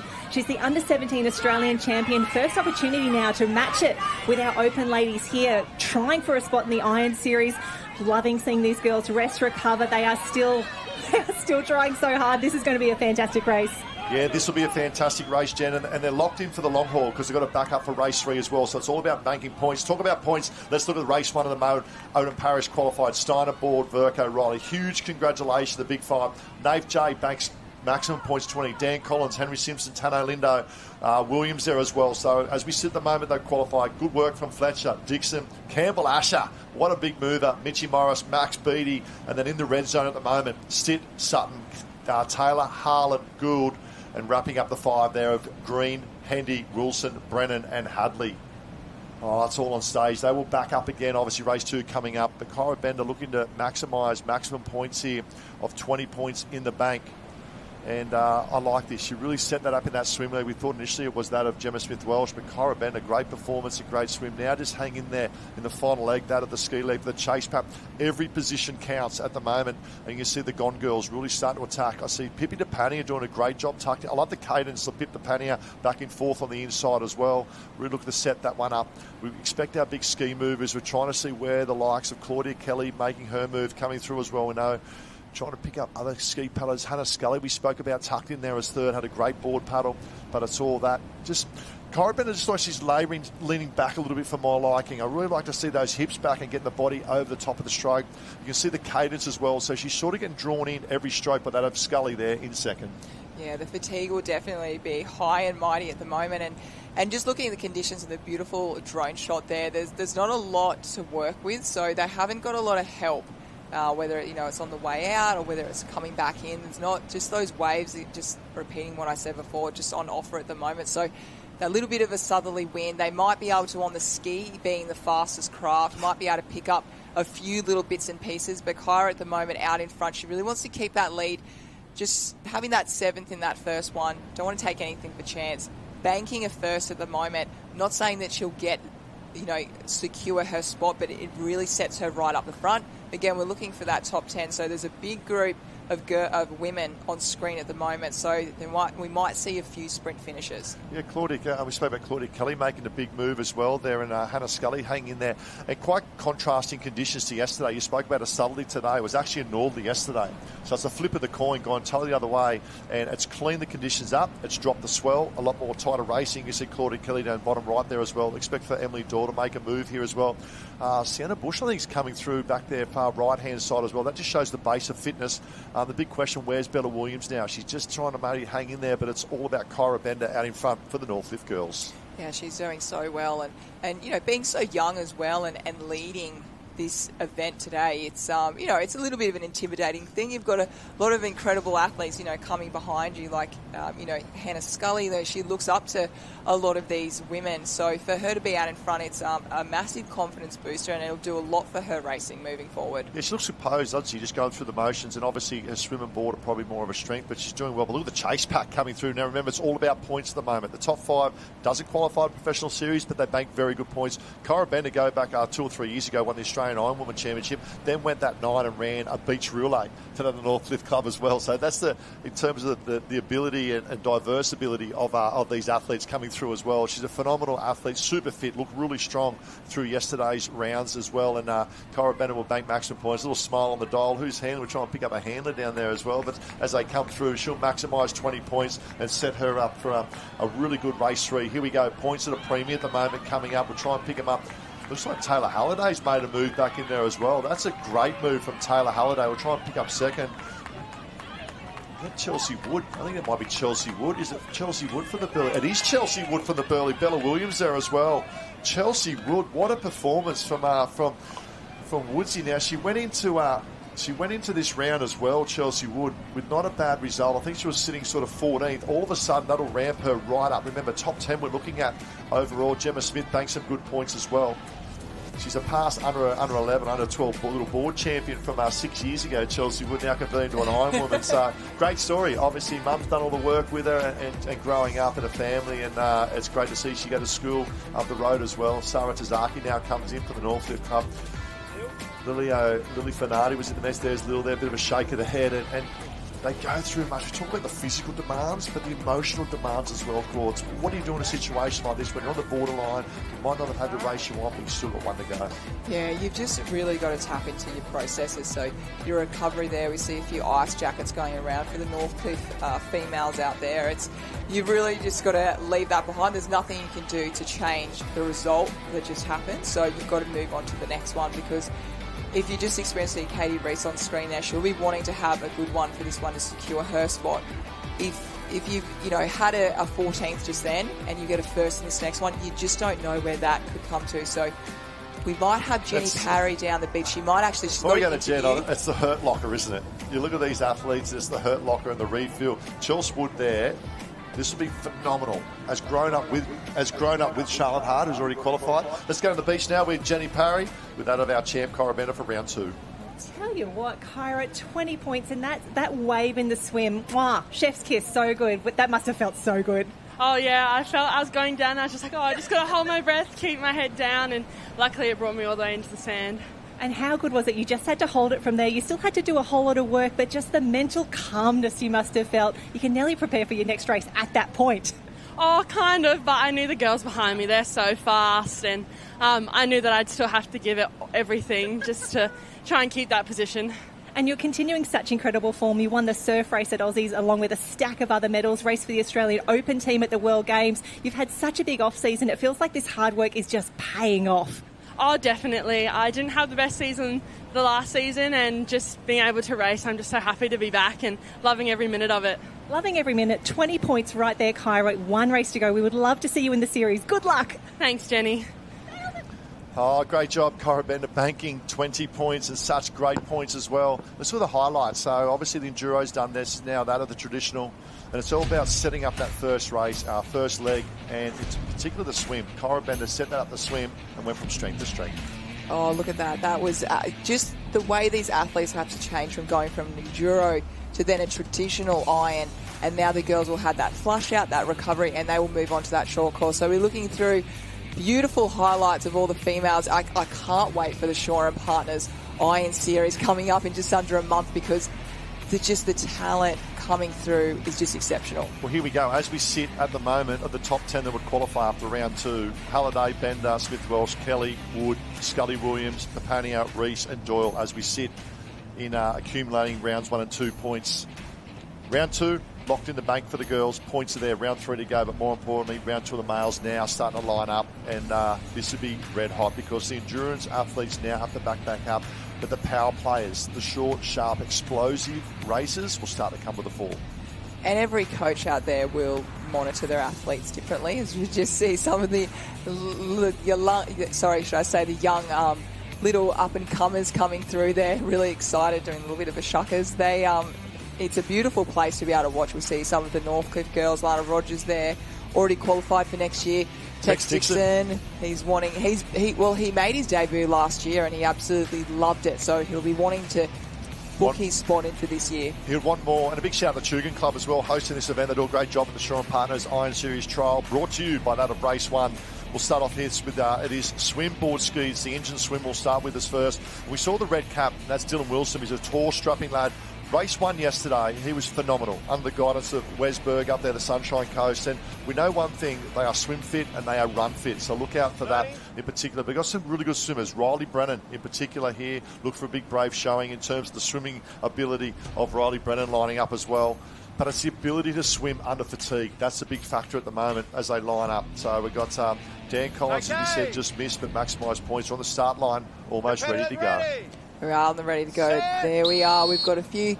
The nerves just drop away just a little bit. Nerves will always still be there, but usually that first race of the day, that's where the nerves go behind. And what's made it even harder at the moment for these athletes moving forward onto race number 2 and 3 is that we're actually got a tide that's going out at the moment. So we're more towards that mid-tide, so that's going to result in more running and more waiting, which equals more fatigue. Yeah, well, let's talk about our big swimmers. Henry Simpson, big swimmer. Cooper Williams, the Alex boys, I expect to come to the fore here as well. Kai Harlan, another swimmer, we expect to come to the fore. Wants to join his brother of Riley Harlan in the series. But I'd probably say that's Henry Simpson, I think, is absolutely, as Josh Imanoglu like to say, has been shot out of a gun as he starts this race at the moment. And I say he's going to lead out. And Cooper Williams looks like tucked in behind as well. So it could be a bit of a power play from the Alex boys at the moment. I saw TJ Henry decide to run a little bit to the north and jump in behind. He might have liked someone to maybe jump on their wash. But look at this at the moment. The power of the swimming speed of Henry Simpson in one looks like that of Cooper Williams tucked in two. And we saw that from Henry Simpson last year in the Shaw & Partners Iron Series. He was very strong in his swimming. That is definitely his strength out there, and he's doing all the right things at the moment. Swim, board, ski is that order. So if he just keeps pushing and pushing, he'll force the rest of the men to push themselves maybe out of their comfort zone a little bit, which will definitely help him going into that next leg of the board. Yeah, well, the 10 spots remaining, he's ranked number 3 at the moment coming this race, so he's banked some good points. And Cooper Williams is banked in number 5. So this is the context. This is a good play. I like this. They would have sat down with Jack Hansen, worked out a plan of attack where the enduro is at, and they'll go, look, boys, second tradition, a swim board ski. These conditions being flat, we really attack this of the swim. Get out hard, get out fast. Yeah, absolutely. And while we're watching the men out there at the moment, we're going to throw down to Jen Parry because I think she has someone on the beach with her. I do. I'm making friends everywhere. Finn Askew, how good does it feel to already be part of the Shaw & Partners Iron Series and not have to trial this weekend? Oh, it feels amazing. Those boys out there are moving really quickly and, it's going to be a super competitive series this year, so really looking forward to it. Well, we can't wait to see you fly this year. Who are you handling for today? I've got Max Beattie, so the NZ Ironman champ, and he's looking good, so hopefully... Does he ever look bad, though? I mean, let's be honest. No, he doesn't. He's a pretty good-looking dude, isn't he? Now, how do we rate his chances? He looked like he was moving really good, especially in the midway of that enduro. Yeah, that was probably his hardest one of the 3, and he had a good result. Taking out the 5 auto qualifiers, then he's 10th, so 2 other good races, and he'll be in. Well, we are counting the points. We are hoping that he will do so well, and we're hoping to see more Surfers Paradise in the Shaw & Partners Iron Series with you. We're going to let you go. They're on the way in already, but good luck for the season. Thanks, Jenny. Great job, Jen, and great job, Finn Askew, World Ironman champion. Spoke well of the beatbox of Max Beattie there, and his position of the remaining 10 spots is in 10th.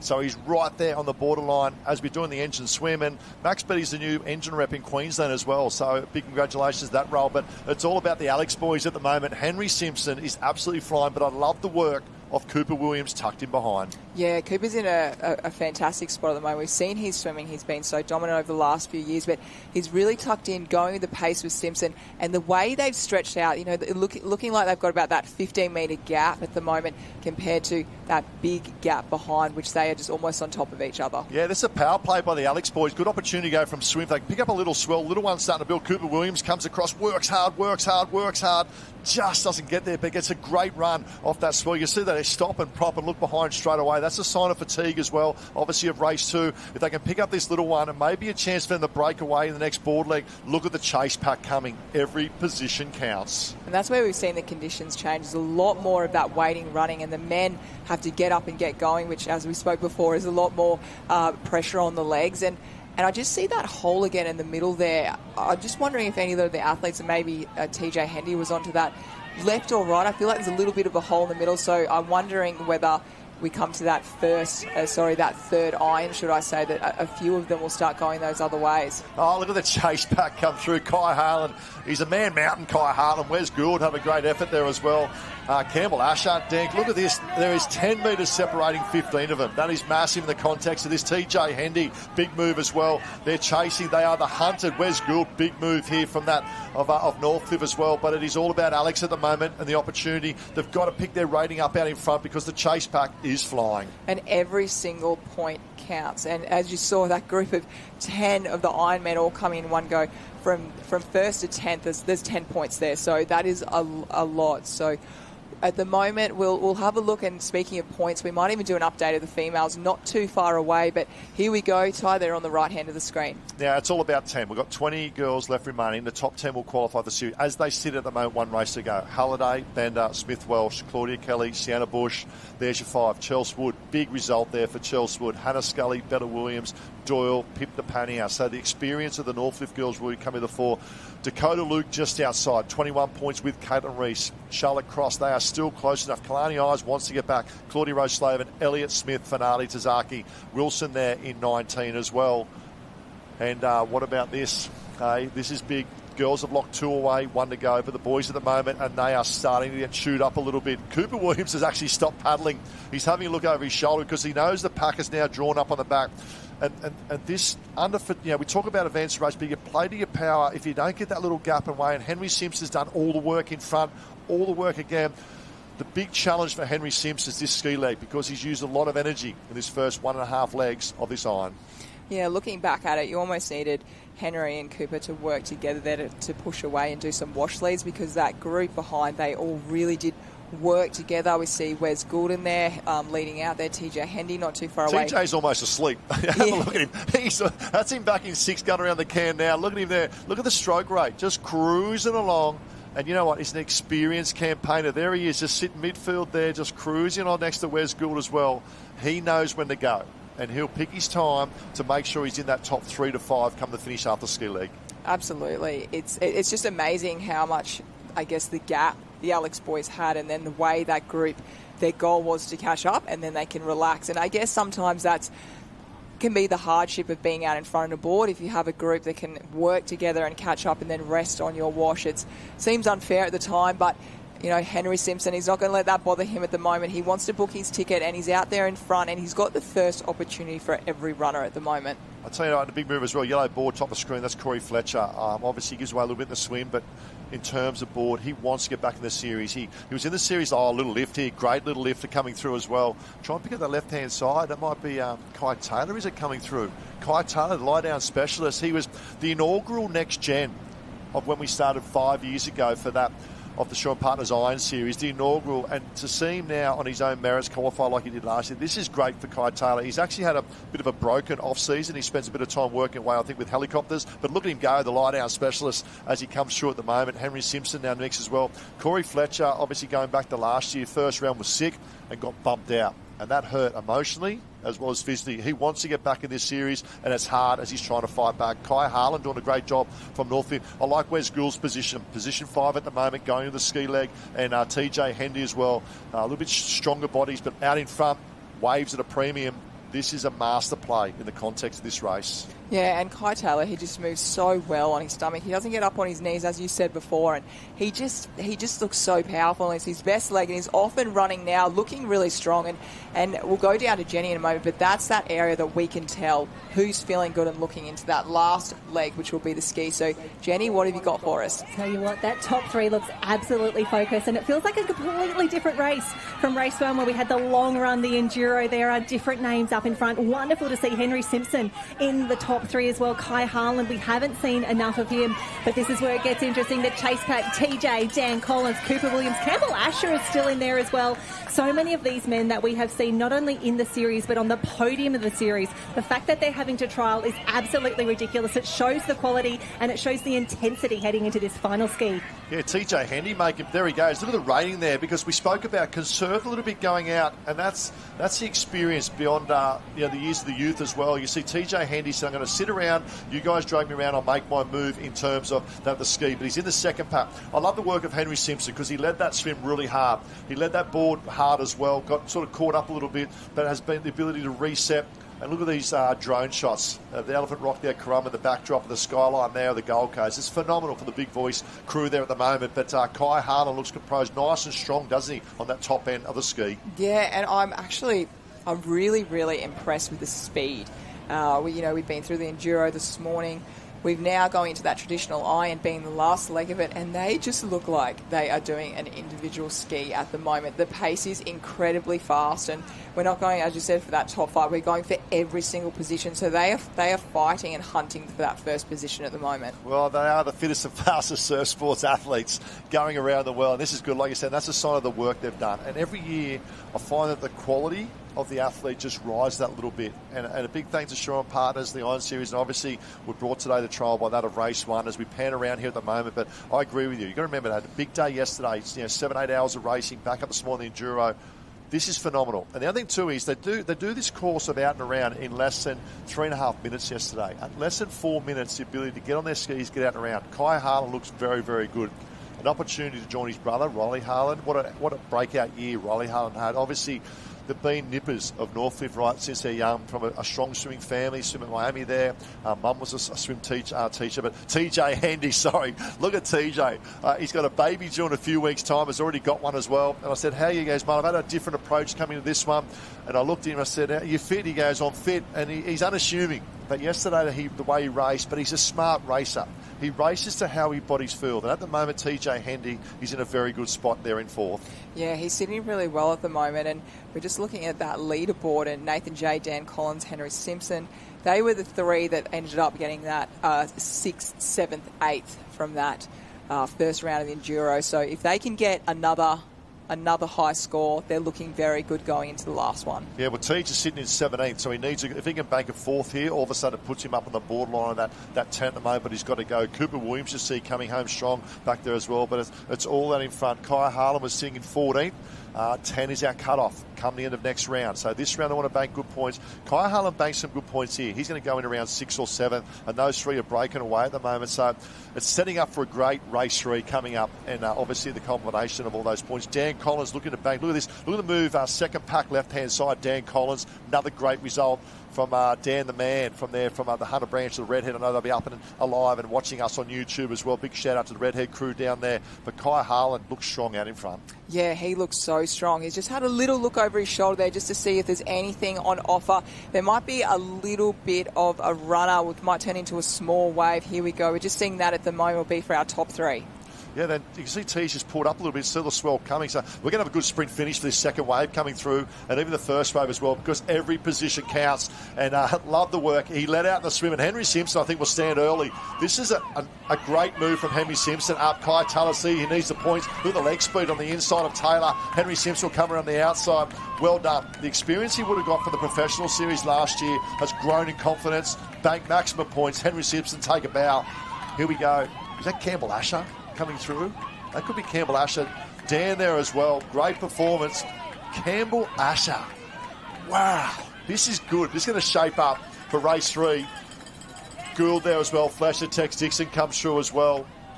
There's Hadley. Oh, Tano Linden limping in. Not a good sign. Tano Linden has limped into the finish line. Might get an update of Jen Lewis. Mitch Morris, not good to bank points there.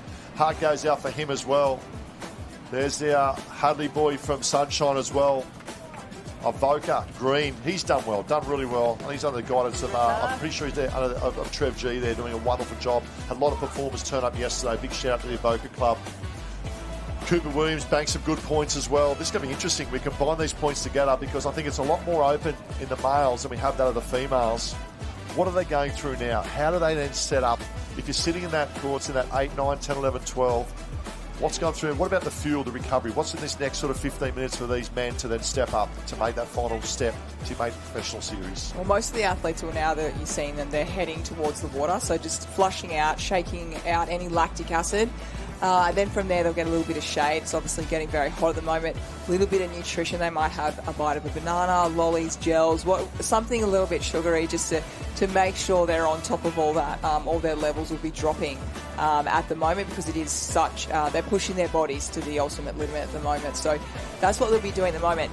Mentally wise, depending what athlete these coaches are coaching, some athletes will want to know, tell me, how many points am I on? Where am I sitting? Other athletes, they might be, I just want to go through my processes. Which one were you? Oh, I'm definitely the second one. I kind of like to just think about what I'm doing at the time and knowing that every single race I'm going to go flat out and go hard and just control what you can control, because you can't control someone else, how they feel, a wave coming through. All you can do is go through your processes, control yourself, have the best possible start you can. The short course coming up being ski, swim, board. Yeah, you're exactly right. I used a great little quote. The processes are more important than the outcome. The outcome will be there, but it's getting those steps to line up. Tano Lindo will try to see. Here he is here with his beautiful wife Ali there as well. Not a good sign. 33 years of age, and he knows I don't want to have him. We'll make it an update of Jen a little bit later on, but not a good sign. He's a firefighter locally as well. A little bit distraught at the moment. He's been in the series for a number of years. Has put a lot of eggs in the basket. This one. Made the move to Burleigh as well last year, or mid-season last year as well. Not a good sign, shaking the head as well. We'll get an update. But we'll head down the beach now. We've got Jenny down there with one of our greats, the retiree of Georgia Miller. Oh, retiree, that is a tough label. But Georgia, you've been here, you've done that, you've won everything before. How good is it to see this next group of athletes coming through? Oh, it's just incredible, and the pace is really on today. The trial weekend is always so stressful. There's people that have their dreams come true and unfortunately people that don't. So it's so great to be here with the BMD Northcliffe crew. The girls are doing amazing, the guys are doing amazing. So yeah, it's great to be there and support them. Now, there's so much at stake at the moment. We've only got 1 or 2 races left. For the ladies who are maybe midfield, the ladies who are maybe on the cusp of making it, what advice would you, one of the greatest to ever do it, what would you tell them right now? Oh gosh, they've just got to put it all out there. They've got to leave no stone unturned. This is the last race of the weekend. They get to rest after this. So go hard, girls. Do everything you possibly can. And they've done all the work, so this is just the icing on top of the cake. When Georgia Fitzsimmons talks, we listen. You heard it here first. Good luck. Go and celebrate with the girls. Thanks so much, Jen. See ya. What a great smile on the beach as well. Yeah, Georgia Fitz just spent some time travelling over Europe as well. These are the highlights of the guys, because once again, it was set up in that swim leg. And very simply saw with the girls as well that it was all about Henry Simpson that led out early. Along there, you have it along there with Cooper Williams. Super impressed the way that Henry Simpson was to hang in there for the duration of this race. Kai Harlan played to his strength in the swim, stuck in there with a boy, and then of 2 Kais there as well, and then around they go. Henry Simpson, Kai Taylor comes around, there's a big 3. You see Kai Taylor left-hand side, you see the urgency. This is what it means for points. He knows the points, but Henry Simpson, the experience of just getting around, maximum points there for that of 20. And I think as we sit at the moment, Henry Simpson now leads on 38 points coming. We'll get an update later on. Dan Collins looking good as well. But the Alex boys, 3 out of the top 4 as we sit at the moment. We'll probably have the points come up very shortly, but Henry Simpson take about maximum points. And the Alex boy and Jack Hansen, it's all about strategy. Campbell Asher, what a performance of that boy. We're going to update. He'll be very close to the top 5 at the moment going to that 3rd race. The boy from Ocean Grove, and those in Victoria who are with us on live stream, a huge shout out. Doing a wonderful job right around Australia in particular, and also a shout out to South Australia and Surf Sports. I know winter's been a bit tough with the algae down there as well. Set up Tasmania, they do it west and the best as well. So Shaw and Partners Iron Series trial brought to you by that of race 1, and this is it. We go from the traditional, we went to the Enduro, the traditional, now we're into the short. This is approximately 10 to 12 minutes. We are looking at 2 to 3 minutes race with transitions then in between as well. It is ski, it is swim, it is board. It's short, it's sharp, and it's entertaining. The sparks will fly. Well, I think Scully's got to go. In particular, the pocket rocket of up and going. We know Claudia Kelly, Emily Doyle in particular ski. There's Emily Doyle right-hand side, smashing the legs, saying, let's go, one race. One race, I want to bank as many points as I can. This is good, Courts. This is good. This is good, and this is it. This is their last opportunity to bank those points in. They know that 8 to 10 minutes at most, we are going to be absolutely burning. At the moment, Taylor Halliday's looking very good on points. Kyra Bender, Gemma Smith-Walsh, and we go back to 10th, Pippi DePania.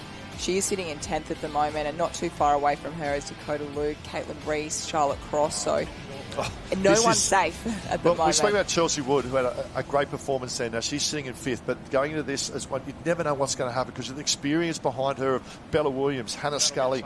Caitlin Reese at the moment is sitting in 9th. If she can get through this weekend, she will go to another level because she's just come off illness of last week as well. So a lot to play out in this. This is it.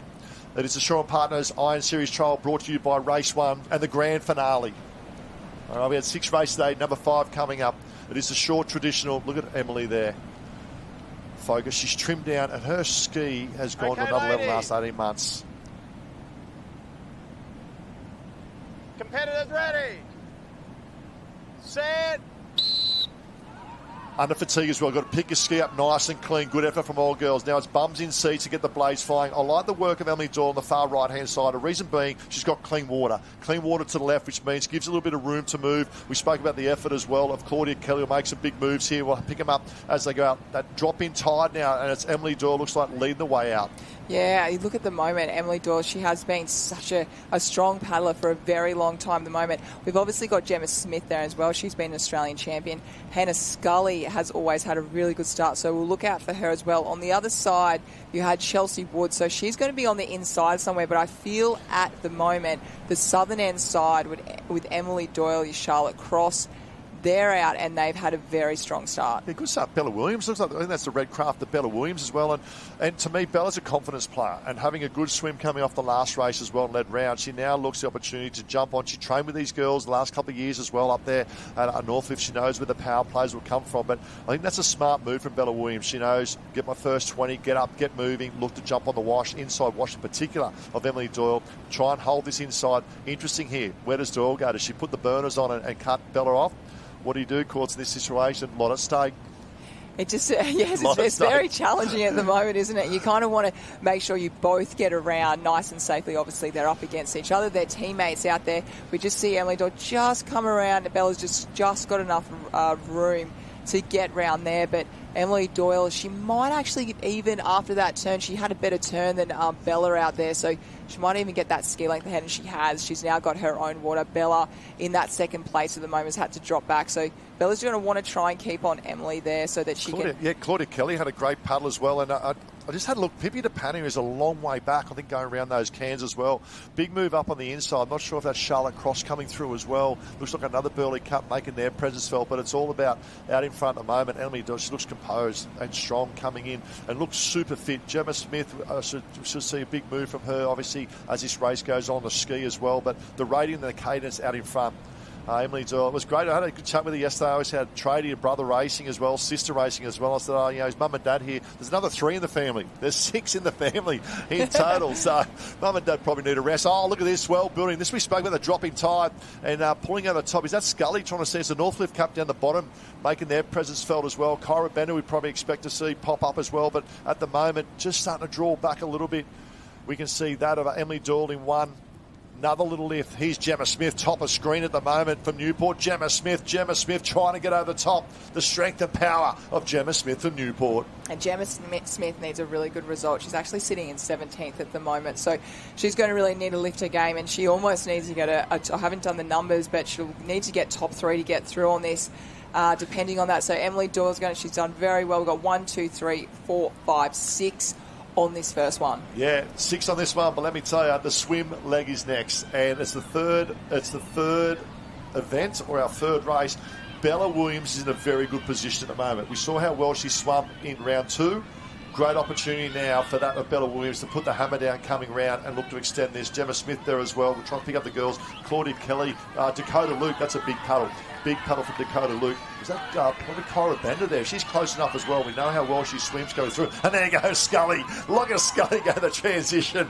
Up and about. Hannah Scully needs a big swim here because we know how well she'll come home on the board. So leading out, we've got Burley and Northcliffe against each other with Gemma Smith in the middle there. So as you said, this is where the Hurt Locker is really, really going to push through. So we'll look through. We've got the tally. We'll go back, Ty, and can you take us through? We've actually got the men's point score at the moment. Well, as we sit at the moment, the top 10 to qualify for the series going into round 3. Henry Simpson, Dan Collins, Campbell Ashford third. He's sitting third at the moment. Williams, so big move from the Alex boys. Nathan J. Fletcher, Kai Taylor, Harlan, Dixon.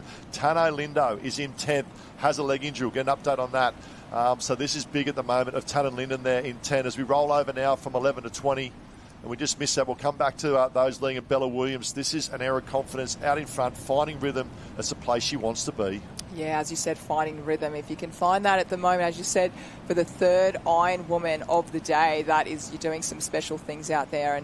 And Bella, she's been in the series before, and she's an incredible athlete. She's doing nursing as well as training full time. She's had a bit of illness and injury over the kind of this past season. So to see her back and looking phenomenal out there is fantastic. She's a beautiful girl, always a smile on her face, and she's with Burleigh Heads at the moment this season with Michael King. So she's working very hard, a part of that crew, as they all are today with that Burleigh Headlands. And she's the hunt at the moment. There are 4 Northcliffe on the chase with her. Hannah Scully comes around, a little bash and thrash of Scully there, just labouring a little bit.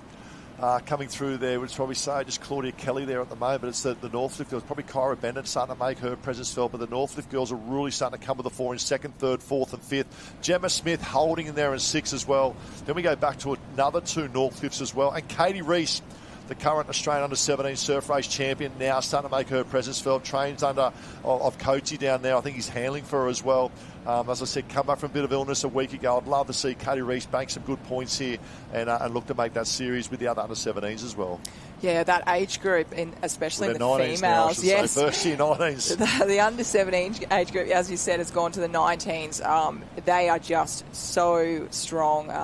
Bianca Raywood, Sienna Bush, Katie Reese, Pipi DePagna, and that's just only naming a couple. It's such a powerful, strong age group, and the women in that age group, they don't know it yet, but they're actually making each other better, racing each other day in, day out, and it's going to push them to be able to keep up with those open females a lot earlier than maybe another age group because they've had such competitive. We just see Bella Williams. She's just a little bit early, just gone to actually do her dolphin diving. She just went a little bit early. She just lost a couple of metres as the girls are spinning around, and we see that tide is going to be more waves on offer. Oh. Bella, she's led the whole way. She's going to get that wave to herself. Yeah, plenty of Northcliffe coming through, but I know that Swansea there are just tucked on the back of them. And Taylor Halliday, I think, as well. So she's leading. So as we sit at the moment, Taylor Halliday, you will qualify. Kyra Bender, we saw in the mix there as well. Claudia Kelly will qualify. Hannah Scully, Bella Williams. Pip DePagna, a long way back, although there is Waysbury at the back. Look at the fatigue. Look at the fatigue of this transition compared to what we had in race 1. Yeah, and that makes sense, doesn't it? Definitely that it's going to be a little bit slower because they've been out here for hours. They've been in the hot sun, and Jenny Parry, it's all coming down to the wire at the moment. Oh, I tell you what, these girls are looking absolutely gassed. Emily Doyle, though, so good to see her in 2nd position at the moment. Gemma Smith-Welsh, after an incredible swim, is back. Scully, after that sprint in the transitions. But I tell you what, one of the big stories of the day could be Taylor Halliday is back. Katie Reese needs a great board, as does Gemma Smith. You can hear the crowd start to amp up down here. There is one leg to go. The girls have given it absolutely everything. We're about to find out who is in the Shaw and Partners Iron Series. Yeah, well, the usual suspects are really coming to the fore here. We spoke, and Bella Williams, so she was sitting, coming this race was 7th, and at the moment will sneak up and over. Hannah Scully, to me, will make the move. That's her in 3rd on the Purple People Leader Race 1 craft as well as she heads out at the moment, so that's another big move. You spoke about Gemma Smith-Welsh. She's sitting in 3rd at the moment, so the Northcliffe girls, and I have to give credit due to Floody as really executing this. They're sitting in 2nd, 3rd, 4th, 6th and 10th at the moment. The girls coming this, so they bank good points here. They'll bank their spot in the professional series. It'll be new for 1 or 2 of them, but the usual suspects will come to the fore. But Bella Williams out in front, looking good. Yeah, Bella, she's done all the hard work, and as I was talking about before, it is incredibly difficult being out in front on the board because you've got the Indian file trail behind, and what happens with board paddling, there's a goal from the second competitor to go as hard as they possibly can to catch the third, then they get a rest. Bella's not getting a rest at the moment, so that's the way board paddling is. So if Bella can keep just holding her own out there and really get around those cans first, then she's got that opportunity to get those little runs because the runners and the waves, they're picking up every minute. Exactly right. I was about to say exactly the same. Once they turn that last can, if they can dig that a little bit deeper, the dropping tide as well, there's a little bit more assistance. Even though the waves aren't breaking in the back bank, we saw that yesterday, they'll get a good little lift. And board paddling is all about board speed, whether it's rating or getting lift with the swell, makes a huge difference. So let's have a look. 1, 2, 3, 4 go around, but then you go from 6 to 11. Look at the congestion on that can 1. And Caitlin Reese is in there as well. She's sitting in 9th overall. right on that red zone to make the series as well, potentially in that of a first-year under-19 girl coming through. To join that of Bianca Ray. We talk about the powerhouse of this age group. Pippi DePania still in the mix as well, but Bella Williams out in 1, Hannah Scully on the chase there as well, Gemma Smith-Welsh up there, Taylor Halliday in 4. You stay where you are, Taylor. You are back in the series, and what a great delight it is. Hannah Scully, right-hand side, work in the ocean. Yeah, and we look at those girls that are just on the cusp at the moment. Pippi DePania is sitting in that 10th. This is also for the leaderboard, remember, going through on that. So they will know where they sit. So Katie Reese, as you mentioned before, she's also 11th. Charlotte Cross, 13th. Kalani Ives, 14th. All these women out there, they are absolutely paddling for their lives right now. Everyone wants to be part of that Shaw and Partners Iron Series and join the rest of the women on that Coolangatta Gold Date of the 18th of October, which is just around the corner. But Ty, call us through, because there it looks like there's a bit of a lump. Waves building, and I'd probably say we spoke about Chelsea Wood as well, that she's probably back in about 6 now, but out in front, Bella Williams now being joined, trying to pick up on the outside, trying to see if it's Emily Doyle, I think, might made a move up on the outside. Yes, it looks like Emily Doyle's moved up to the outside there. Taylor Halliday now coming through as well. They will book their spots. You see Scully trying to get over the top. Get there, Scull. Get there. Get there. She's just come off a PE prac up at Coombar State High School, one of the gurus of PE, Hayden Ewens as well. But here we go, therefore. They'll book their spot in the series. To me, these 4 are safe. They've locked away their spot there, come through in terms of ski, swim and board. What a great performance. Looks lean, looks ready to fire as well. So that's great performance. Bella Williams, welcome back as well. Emily Doyle will come through. A little bit of relief for the girls. The smiles on the dial sailor. Taylor Halliday, there you have it as well. They make their way round. This is where the points are. Pippi DePania, a massive move. Books her spot back in the series as well. We'll pick up the other place getters coming through. Centre Bush, Charlotte Cross there. Kyra Bender back a little bit. Caitlin Reese there as well. Jemmy Smith. We'll have to wait for the number crunch. We'll have to wait for the number crunch. I didn't see also where Chelsea Wood ended up there as well. Dakota Luke was sitting in 11th spot. There's Dakota Luke there with Centre Bush. We know probably the top 6. They're Sweet Courts. The next 4. We're not going to guess Red it. Zone. Oh. And it means so much to these athletes. Absolutely everything. All those hours of training we're spoken about, the commitment. You know, I've got a photo here I pulled up from 10 years ago of Charlotte Hart and Chelsea Wood as little nippers there at Burleigh that come through the junior ranks as well. And to see the opportunity for them to come through. Kyra Bender here, look, head down, phenomenal round 2. Has she done enough in round 3? Pip DePania, she knows she's done enough. Bella Williams, they know they've done enough. Isn't that great sportsmanship, you know, from Bella Williams there as well? Taylor Halliday's done enough for my liking. She's booked a spot. Kalani Ives, I think, will fall short. Oh, the crunch, the number crunch. It's a lot of emotions down there at the moment, and talking of emotions, in a moment we'll actually head down to Jenny Parry, because I think she might have our winner of that last short course iron, Emily Doyle. I do. Emily Doyle, we talk about the amazing stories that we get to write every single time we run the Shaw and Partners Iron Series. You've come back from injury, looking amazing. You look so good out there today. How are we feeling? There must be so many emotions running through you right now. I think I'm more relieved than anything, to be honest.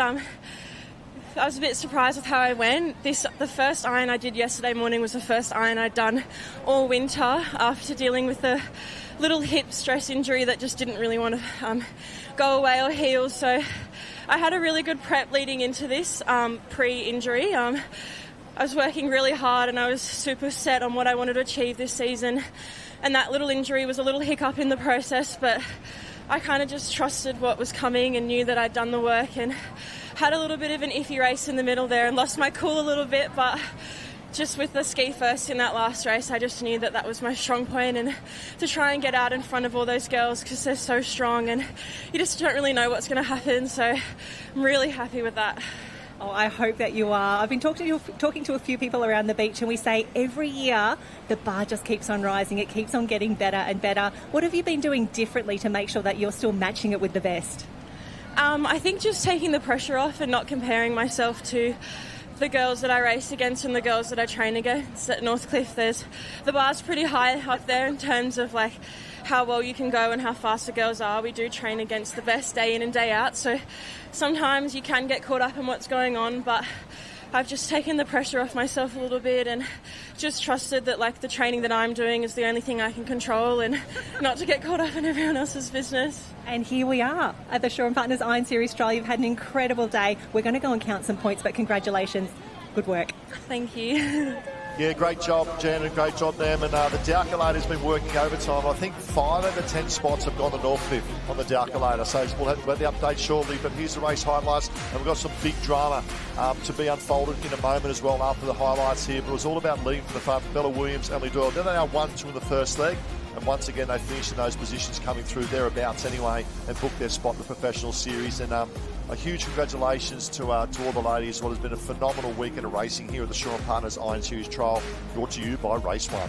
Yeah, we saw so much talent and we saw the experience coming through, and we also saw this new young talent coming through as well. So it's across all generations there, which is just beautiful to see, and so much emotion at the end there. That's my favourite part. There's lots of hugs there, and it's been an exhausting weekend for all the females out there, and at the end of the day, they've all got to be incredibly proud of themselves. Some of them will move forward to this Shaw and Partners Iron Woman Series, and as others, they will have to get ready for 12 months' time. Talk about getting ready, the mail on the line, and we only have lined up 19. Unfortunately, big drama, and my heart goes out to him. Tannen Linden has had to withdraw due to a leg injury, lower leg injury. So stay tuned on. He's sitting in 10th position at the moment. So right there in terms of qualifying, big drama unfolding here at the Shaw and Partners Iron Series Race 1, or as you see the finish arch of Race 1 there as well. This is big. Race 3 we see coming up. Henry Simpson at the moment leads in those points. Competitors ready, set.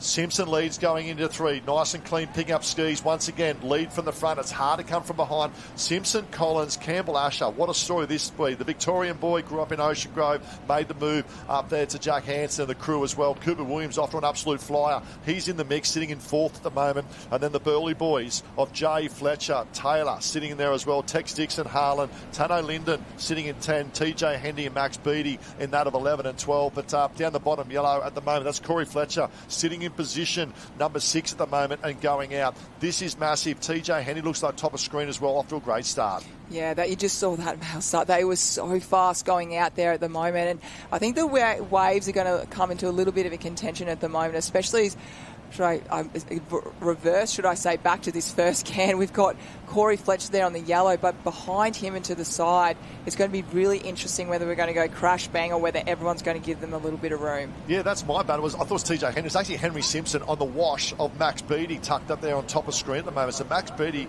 current New Zealand Ironman champion, and it was a few years in the wilderness of coming back to win that. He's won a fair few of them over there as well, but he's got this new lease of life this year, the last 18 months under Zane Hamill doing a wonderful job, and he can control this. He'll go around there. Max Beattie in 1, there he goes, controls there in 1. You see Henry Simpson on that purple ski, he just got caught up a little bit going round, and on the inside now moving back Corey Fletcher, probably position he doesn't want to be. Nathan Jay up there in 4th place as well, but it's all about the beatbox at the moment out in front. At the moment, just because we had so many Ironmen coming into that first can all in one go, if you can get around there nice and cleanly and come up the front, Max Beattie doing the best of that at the moment, you've really set yourself up in this last short course Ironman. Yeah, Kai Harlan, and we talk about confidence being a wonderful thing. He had an awesome round 2, Kai Harlan, and that's him on the white and red ski at the moment, making their way out. But Kai Harlan making a big move, more renowned as a swimmer, but now starting to make his presence felt in that of the ski. Wes Gould back in the mix there as well, looking good. Mitch Morris, we expect, there he is, making come through. Corey Fletcher, left-hand side. Yellow Craft also coming through. Here we go. They're left, they're up. You see, look at that back bank we spoke about. Simpson pulls up Max Beattie, but Kai Harlan looking strong. Yeah, the fastest craft out there, and there's definitely so many waves. We just see in the corner right-hand screen, 1, 2. We've almost got the whole field on a wave. This is good. Bring them through, Ty. Right-hand side, the second wave might get a little link up. Look at this right-hand side and also in the centre, fighting and pushing, and all of a sudden it's been a big... Someone has come right through. We'll try and pick up that craft. It's the Black Nose coming through as well, and they have now joined the leaders. So it's 6 in front, potentially the whole pack in that of the next wave as well. But Kai Harlan, top of screen, looking to pose. Henry Simpson at his ski swim board. Look for the move of Kai Harlan. Look for the move of Henry Simpson. It's incredible what the ocean can do, and we haven't seen many waves the whole day. And this last race of the Ironman, this short course Iron, we just see how, I guess, the difference that these waves are going to make. And this could be moments of whether some of the athletes get in or not. So you've really got to make sure you're on those waves and really set yourself up. Yeah, Wes Gould, great paddle as well. And Nathan Jay, really good paddle as well. So there's our back markers coming. Cooper Williams in last position. Wow. This is massive. I know he's currently sitting in 4th or 5th at the moment, but if he banks an 18 or a 20 points, all of a sudden he'll be fighting hard to get that into the top 10 to qualify for the series. We know how well he swims. You know, he's a past Australian, go back 18 months ago, Australian surf race champion, sneaking over one from Nick Sloman, a phenomenal swimmer in his own merits. But at the moment, Cooper Williams needs a massive swim with 2 legs to go. Yeah, just looking at the point score at the moment, which these athletes definitely will not be thinking about. They will be wanting to go through the process and really take moment by moment, but it is very, very close. Jenny Parry said there's a lot of drama going on. Jenny Parry, we'll move down to you. What drama have you got for us? We're going to the video from that ladies race just earlier. We know that every single place in every single race counts if you want to be part of the Iron Series. So we've gone to the video. We're just doing some calculations. As Ty said, the calculator is running red hot down here because there is no room for error. We want to get it right. We want to be fair by the athletes.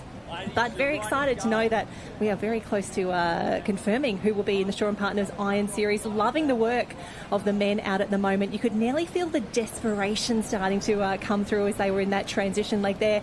Someone that we need to keep an eye on here is Corey Fletcher. He was in 6th position coming into this swim leg. We've seen him on the podium for the Shaw and Partners Iron Series in the past, but it's been a bit of a quiet day for him today. He'd love to be back in there. He's on the Australian team as well. He's definitely got the runs on the board, but this is where it gets interesting. Let's go.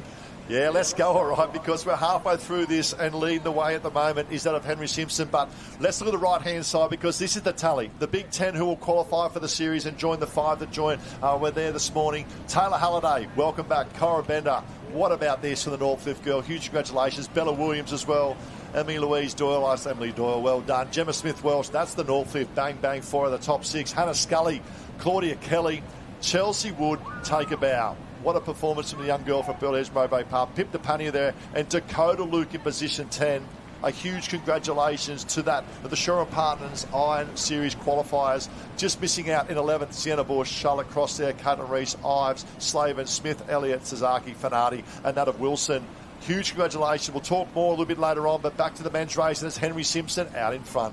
Yeah, Henry Simpson, he's definitely getting, well, at the moment, he's winning the leaderboard on 38 points at the moment. So if he can just set himself up and keep going through there, it's such great experience and giving himself a lot of confidence. And we really look forward to seeing him racing across this summer because we've seen him out in front a lot of times. But here we are. This is, they're going into that last race, last leg of the whole weekend, which is going to be the board. So we'll wait and see those legs. The legs will absolutely be hurting every single step at the moment. So, but it's about putting that all to the side and really setting yourself and having the best possible board leg that you can have. Yeah, where we sit at the moment, Henry Simpson, he'll qualify, but also Kai Harlan. But I love the work of Nathan J. We spoke about it earlier, grew up down there in Sydney, made his move up as well.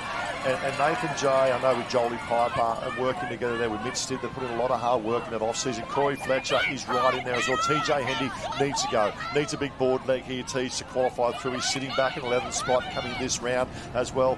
Listen, I can hear the crowd in the background really amping up as well because they know every position counts. And as Kai Harlan leading the way out, super impressed with the way he's bucked up from yesterday, Kai Harlan.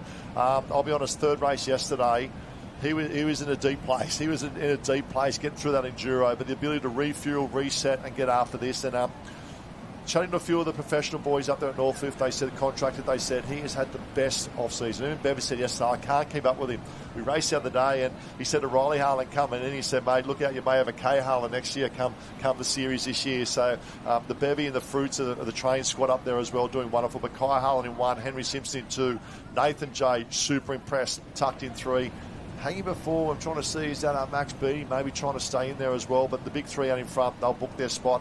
Looks like Max Beattie's hanging in there, and I think Max with a points here as well. He's sitting in 12th at the moment. If he comes to the top 4, he'll be in that top 10. Yeah, absolutely. And going back to what Jenny said before, she said the desperation to just want to get through every single metre, every single stroke at the moment because they know how much this means.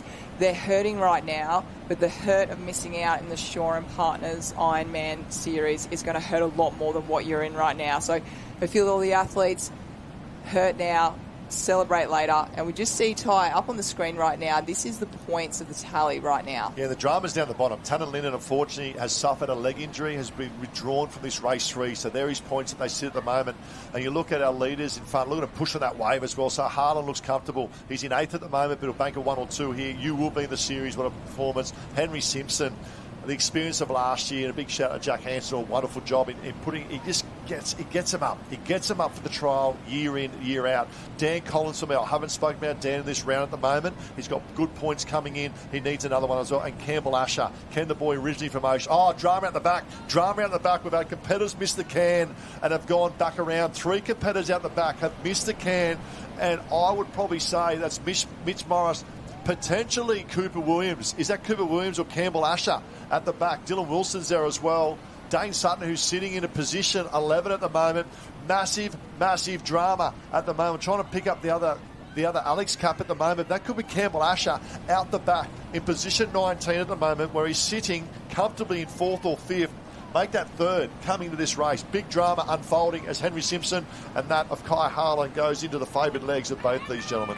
Yeah, we're just looking, just a little look over the shoulder, and Henry Simpson, he has just been, That's right. I'll wrap it up, I should wrapping say. it up. Yeah, too many races absolutely. going on, but what a performance. Here we go. Max Beattie, you're back. Well done. The beatbox with the big yeah. Good on you, champion. He's back. Corey Fletcher, you booked yourself back as well. Riley Brennan will be short. TJ Hendy's got to go. He's got to bank some points. Hendy could sneak in. He's ahead of Hartley, and that's fine. I think Kai Taylor will probably book his spot in. He'll be there as well. Kai Taylor, TJ Hendy.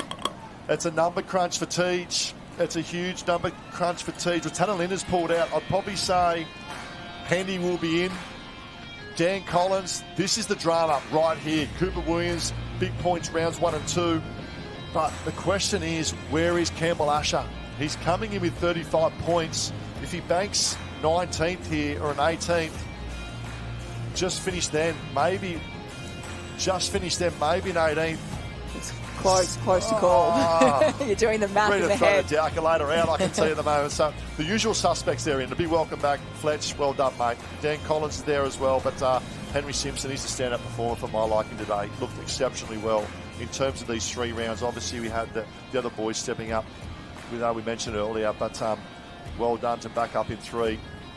Big shout out to the Sunshine Boys as well. Now, I know that they've done a great job in terms of Wilson. You know, Dylan Wilson and Zane Hadley. Zane Hadley, great story. Grew up in Tasmania. He was a Launceston boy. He made the move up to Sunshine as well. Introduced him to Bevy in detail yesterday as well. He's back as well. There's next gen from past years. Kai Taylor, take a bow, mate. Well done. Dane Sutton, look, not sure. That's uncertainty on the face of Sutton there at the moment. He would love to be there with Noah Steiner, training partners at Wanda, and Nathan Smith there. Oh, you gotta love our surf sports, but it can be brutal. And let's just catch up with some of the action down the beach now with Jenny Parry.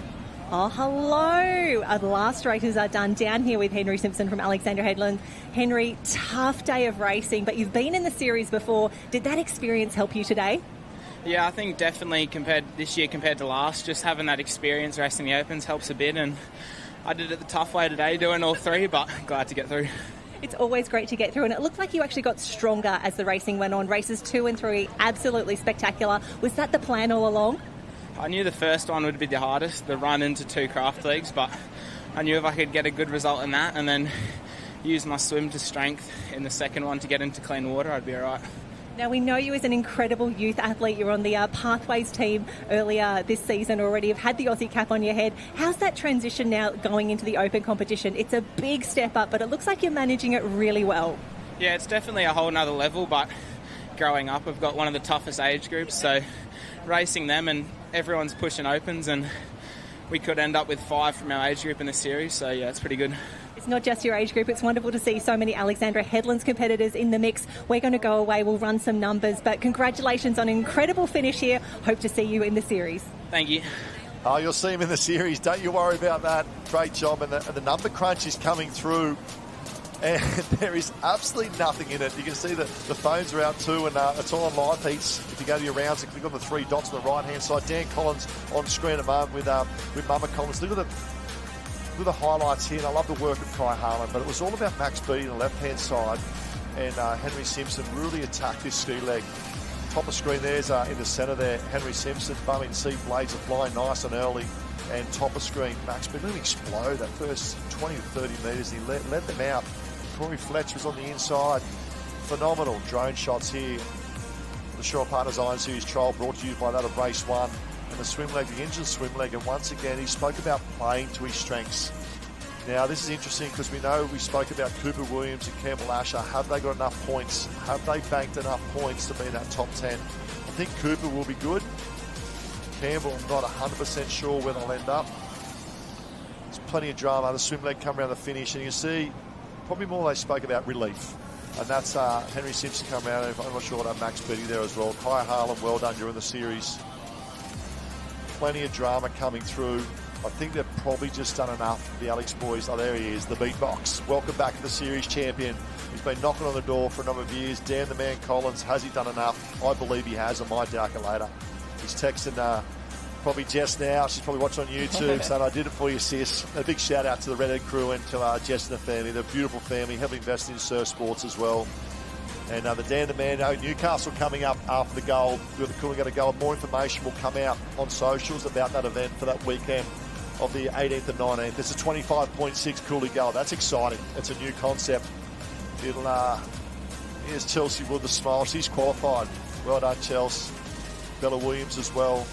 So the results come up. Here we go. Top 10 coming up right-hand side of screen. Then we'll talk about the series coming. Henry Simpson, take a bow. You were qualified. Nathan J, welcome. Big welcome. Kai Harlan will join his brother. Corey Wheels Fletcher. Well done, Monday. Mum and Dad be stoked with that. Dan the Man Collins in 5. Tex Dixon will back up again. Kai Taylor will back up again. Max Beatty, he's back. Well done. And number 9, Cooper Williams. But what about number 10? Victoria, stand and clap. Ocean Grove, take a bow. And also Jack Hansen, Alexander Headland Cup in 10. Wes Gould, my heart goes out. He raced well all weekend. TJ Handy, Dane Sutton, Tano Linden obviously withdrew from an injury and still finishes 14th. He's a great man. Heart goes out to Tano. Stitt, Green, Morris, Hadley, Brennan, and wrapping up Dylan Wilson. Well, we've locked away now our top 15 males, top 15 females. And it's only a matter of 4 weeks away until we go to the gold. The 25.6, $170,000 in prize money coming up. And for each leg, look at this. And they're actually a couple. Both have made the series, boyfriend, girlfriend. What a moment. Chelsea Wood and Kai Taylor. Huge moment. And going back to the gold, each discipline, there's $500 for the fast of each discipline. Opportunity there as well. 17, I think, 7.5K for first place and rolling through. So the series now is they'll take their points from the gold. Then we go to Newcastle, and we'll take their points from Newcastle. The culmination of points of gold and Newcastle, 8 will be eliminated. And we'll take our top 20. And the top 20 will then go to Maroubra. And the Maroubra will be in the 10th and 11th of January. And look out for that with the specialist and also the eliminator in Maroubra. And then a 16. But ladies and gentlemen, what an absolutely cracking weekend it's been. It's been all about emotion. It's been about phenomenal performances on behalf of Courtney Hancock, myself, Ty Dowker, and that of the Surf Life Saving Surf Sports team, all the way from Tugun. It has been the Shore and Partners Iron Series trial, brought to you by another Race 1. Thanks for viewing. Thanks for being with us. We look forward to seeing you at the Cooley Gold.